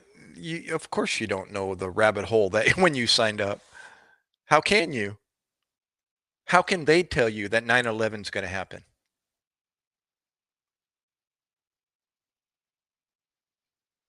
Come on. No matter what you say, bro. We signed our name on the dotted line. Period.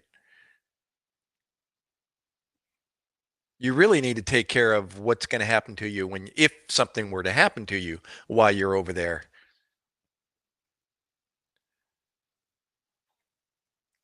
We've had this conversation, but it's a good one. It's a good comment because that opens the door to what I'm talking about, my comments right now. Really, think about it. What if your life, it's like, so what's the issue of being sent over to a wherever, and we shouldn't have been there? Oh, really? How do you know? So it really doesn't matter. What if you were to walk outside your door this evening and your life was taken from you? Does it really matter is if your life was taken from you because you stepped outside your door of your house tonight, or if your life was taken from you because you were sent to a place where supposedly they had no business sending you to? Does it matter?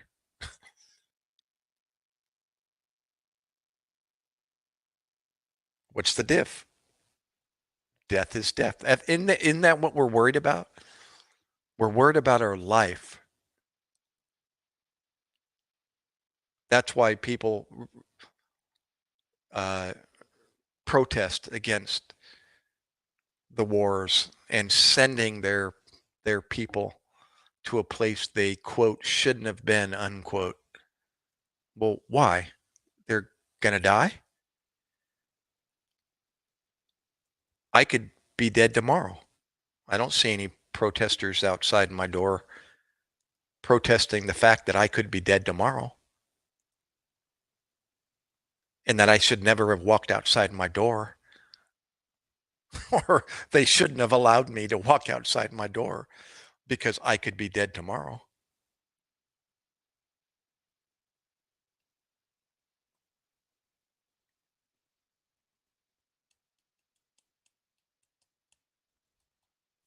Think about it that way. I'm in the medical field, you know,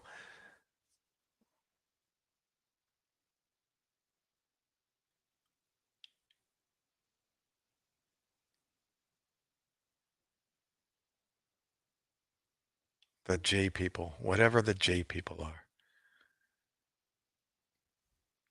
I have a hard time, and all due respect if you did, but I have a hard time even believing what you're saying there, working class.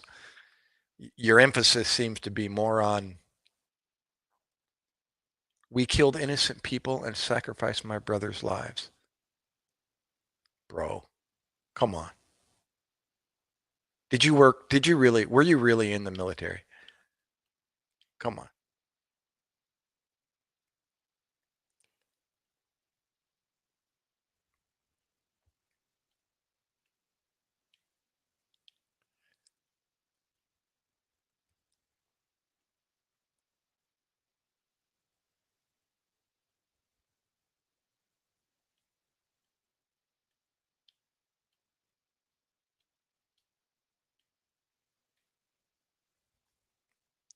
Anyhow, um,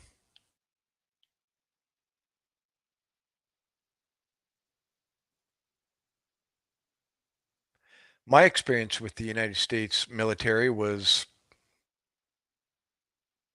uh, was awesome. I mean, I always wondered about the military, and I wasn't able to say, I know where you're coming from when speaking to another service member. So I wanted to be able to say that, and now I can say that. And it was Mr. Toad. It ended in a on a note that I didn't foresee, and that was at war.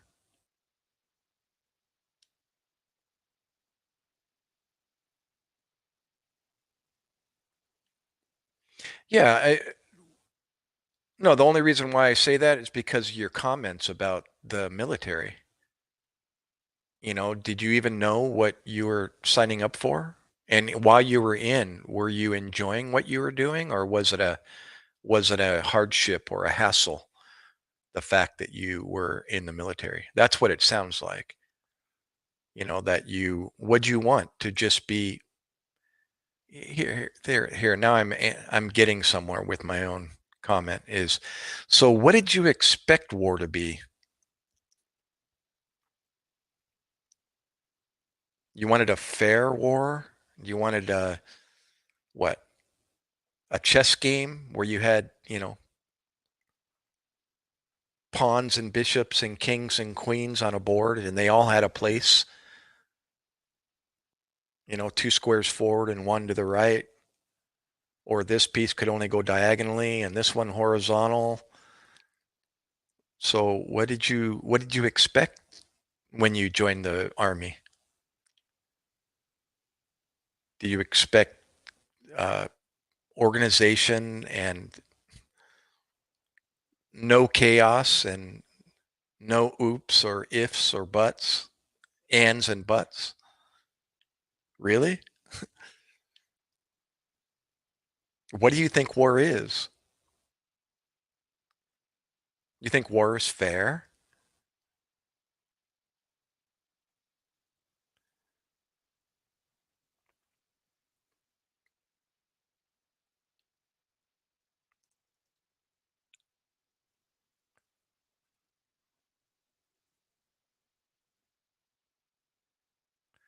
Yeah, see, comments like that, like this, it just kind of raises kind of red flags when somebody in the military starts talking about the military that way.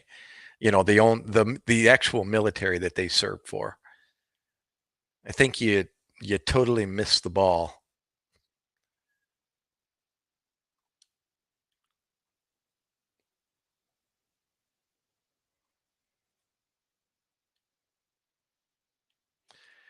And so you looked into the history of the United States and war, and you made a decision when you signed your name on the dotted line that all conflicts that we were involved in were appropriate and that they were fighting for our country.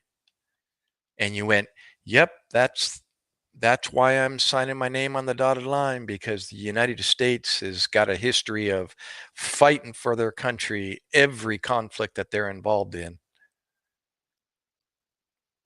right? If you were worried about that, then, just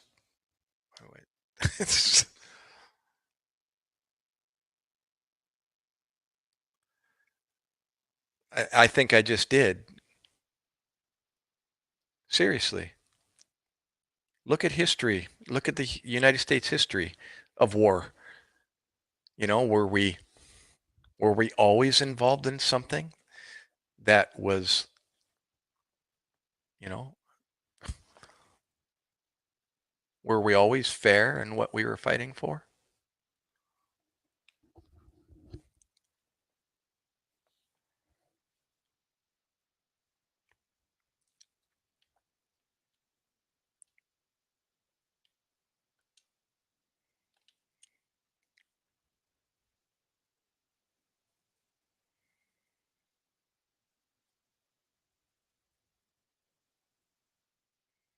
There you go. You see that?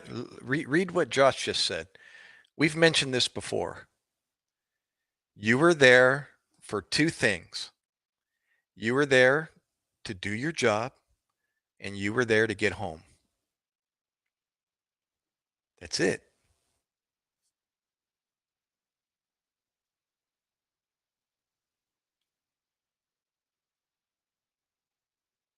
You see, that's why I have a hard time believing you were in the military. Sorry, working class. Maybe that's why your name is working class instead of military class.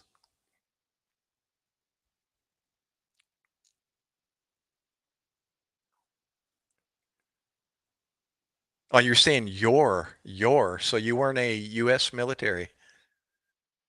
You're not included in my politics and my media and my economy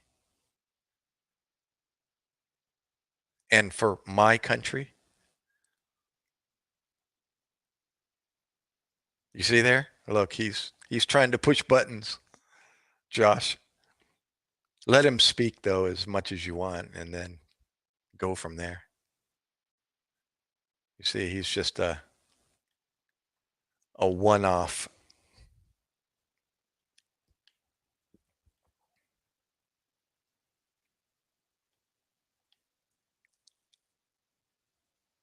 Did you read what Josh said? Right there. Right there. See, that's why. Sorry, I can't believe you're in the military, bro. You're not even referring to yourself as one of us, unless you're a foreigner from a different country. No, you said you were already in the United States Army, and now you see what you said? See, you are a slave to the Zionists. Your politics, that means your media and your economy, and you sacrificed your life for the Zionists, not for your country. What, it isn't your country? It isn't your politics, your media, and your economy? Who are you, bro? Where are you from? What country are you from?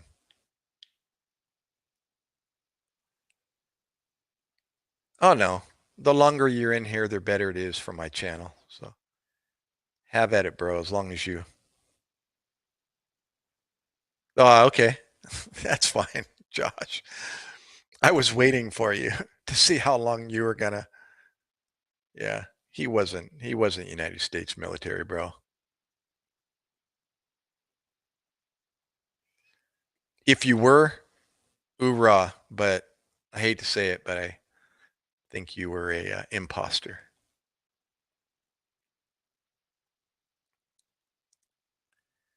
See what I mean? It doesn't make sense, somebody in the military. He was one if he was one of the ones that ran and went MIA or AWOL, um, screaming over to the other side. Yeah, is that what it was? He was calling a duty video game member. That's probably right. Yeah. Did you see that one video, Josh? It's pretty funny. It was a short. No, no, no. It was one of those interviews by Sean or it was one of the podcasts where they're interviewing, military members, and they were talking. They were interviewing a Navy SEAL, and he and his team were at a base.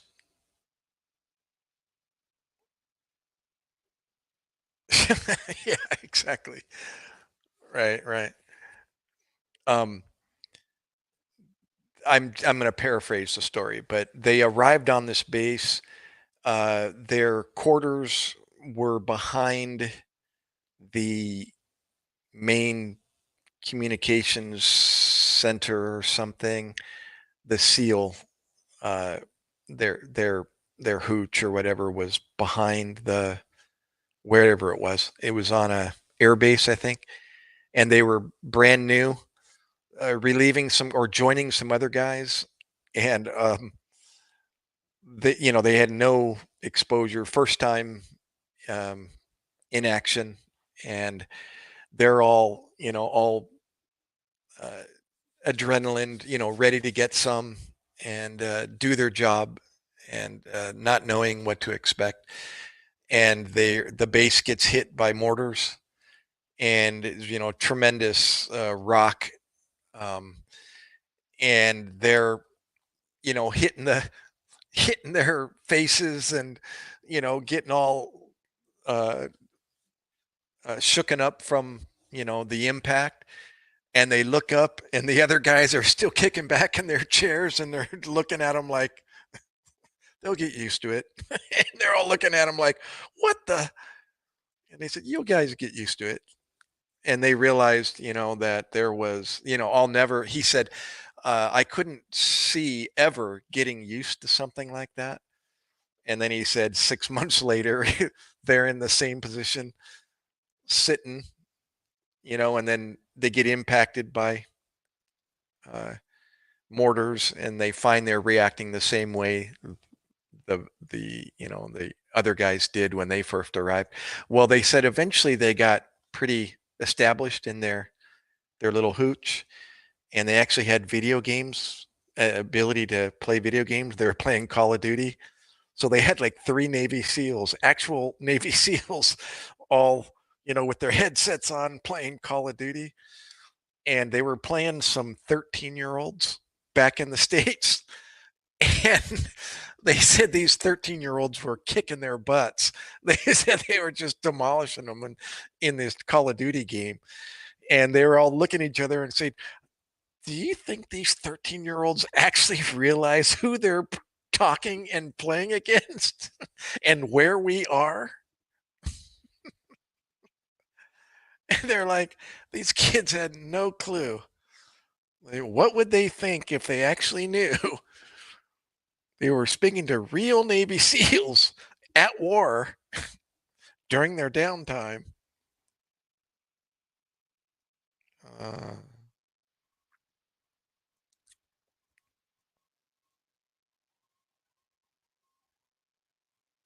I forget. I'll have to see if I can find that episode and copy the URL next time, maybe Wednesday if I can remember, and play it. It's pretty cool.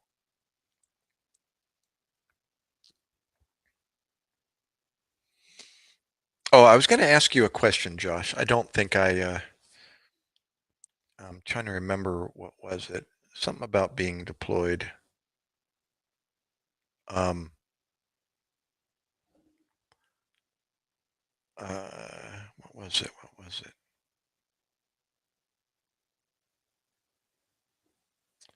Can't remember.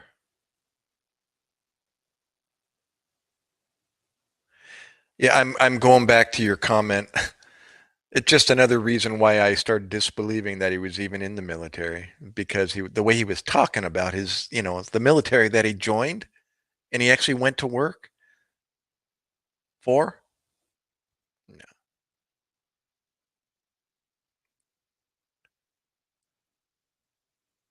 I mean, typically, when I ask you, when I first met you, when were you in the military, Josh? And you would say, you would give me the dates that you were in. And when you ask him, the first thing he's, oh, I'm 13 Bravo. It's like, okay, so when were you in? 2008. Oh, so only 1 year? It's like, nah. He did his little homework on Google and came up with some stolen valor information.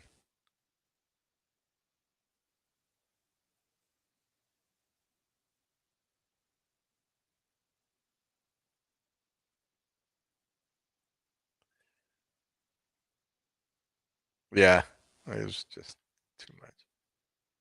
I'm I'm watching too much of actually not enough of uh Don Shipley, and it's just bizarre. It reminds me of the medical field in a way that these people, the things that they say and they do, that they claim about themselves, and they actually hold to their stories, even when they're confronted by, an actual military veteran of 20 plus years, and they still hold their ground.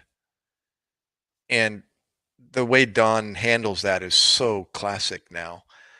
But it reminds me of the medical field because it doesn't surprise me anymore that people will actually do that. They're beyond making sense. They got problems to be able to stick to their story, even when presented with just flat out,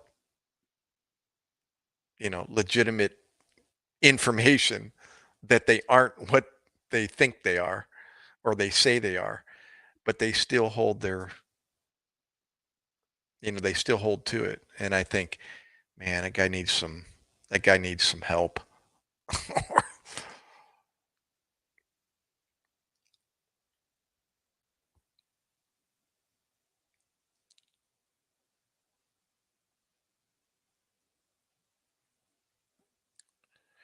Even after telling him that, you volunteered yourself, he says things.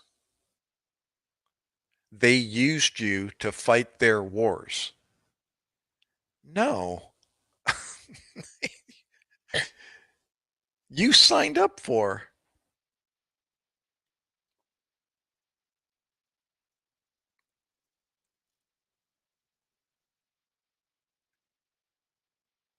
Yeah, I know. If Do you ever watch um Don Shipley, and Stolen Valor uh channel? He's got to the point now where he can actually speak um kind of as a matter of factly to these people and know, very early on that they're just full of it, but he gets entertained by it. He doesn't always. His blood pressure doesn't always stay down, but he frequently is able to speak with um, these liars and just kind of be entertained by it. And then at the very end, he's like, "So, are you going to still hold to your claims there, shipmate, or whatever they claim to be?"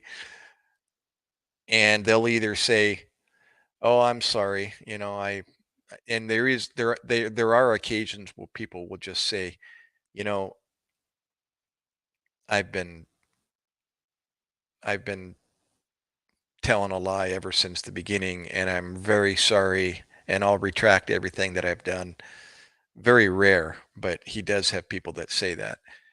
But 90+% of the time, people just hold to their lies. Even after Don has their DD-14 in their hand, in his hand, and he reads off of it, who that person actually was and how much time they served and where they served. And they always have an excuse. Yeah, Don Shipley. That's Pete DJ Shipley's dad. DJ's a Navy SEAL, and he's got a lot of interviews. Interviewed by Sean. Sean, what's Sean's last name? The YouTube channel. He does that podcast. Sean, whatever.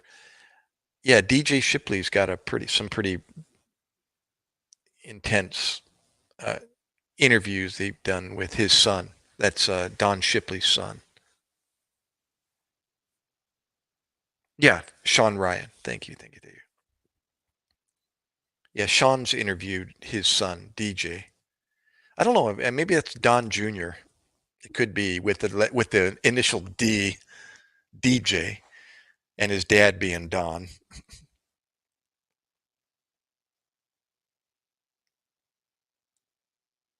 Yeah, Don Shipley's a retired senior chief, Navy SEAL, and he goes after the stolen valor guys, and he travels the country um, calling out these guys from East Coast to West Coast, North to South, when he can, confront them in person. Most of the time, it's just on the phone, but that's some pretty sick people out there.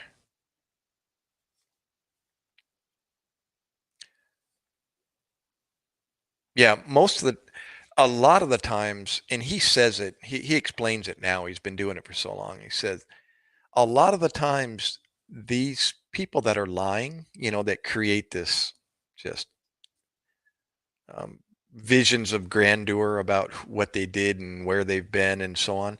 The reason why they do that is because they were in the military. They were really in the military, but something happened to them and they got dishonorably discharged or, you know, like this guy who supposedly was in the military, they talk bad about the military because they shouldn't have been there in the first place and they ended up getting kicked out for, some dishonorable reason. And then they end up retaliating by or covering up by creating this facade about who they were and what they did. But he finds that a lot. A lot of these people really were in the military. He gets their DD 214 and realize they were only in for 3 months and discharged because they were drunk, at boot camp or, or something like that. I know. I know. I know exactly. I always think about that. He mentioned, it's a federal crime. And I always think, well, then if it's a federal crime, why don't they convict these people? And apparently they've done that in some cases, but most of the time he's just confronting them for his YouTube channel and uh, makes a mockery out of them and pastes their name all over YouTube and Facebook and other social media platforms to make sure they, you know, hopefully learn their lesson. But yeah, it's pretty sad. Some people take it to exorbitant measures, not only claiming they're in the military, but they'll go to fundraisers and they'll actually be on media and covered by the media by, news channels. And the news channels will actually have a segment on this person.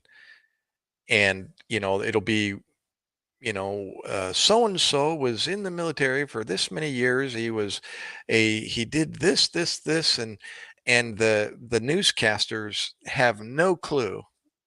They're just like a typical layperson reporting on somebody that claims to be something, and they elevate them even more through media. And then Don Shipley ends up calling the news station, going, "Guys, retract your story on so and so. He's an imposter." And they're like, "Huh? What?" He's like, and then they show some instances where the news will retract their statement and come back on a week later and saying, we apologize about so and so when we said this, and they end up doing a lot of damage. They're seeking VA benefits. They're traveling the country, getting VIP services at hotels and resorts and so on and so forth, claiming they're something they're not. Zonaz. Oh, I'm sorry. I didn't realize you popped in, Zonaz. Sorry, sorry, sorry. ¿Cómo está, Zonaz?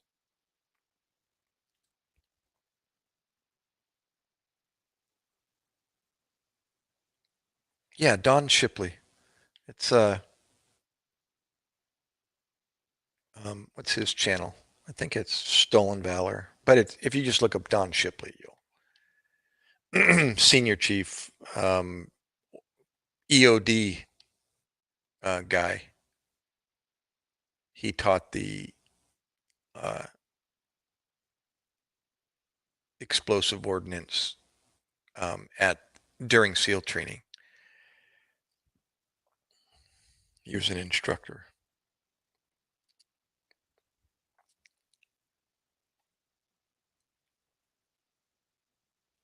Hey, it's 15 minutes after midnight. I gotta go, Josh. Zonez, thank you, dear. Don't forget the like, thumbs up, Tom Sock. And I got a boogie. Gotta get out of here. Cut it short for Monday night.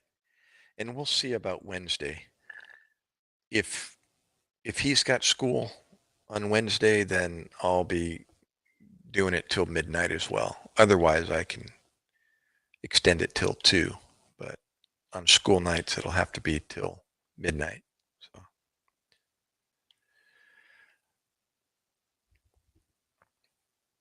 you too, bro. As you were. Bye, Zonaz. Bye, everyone.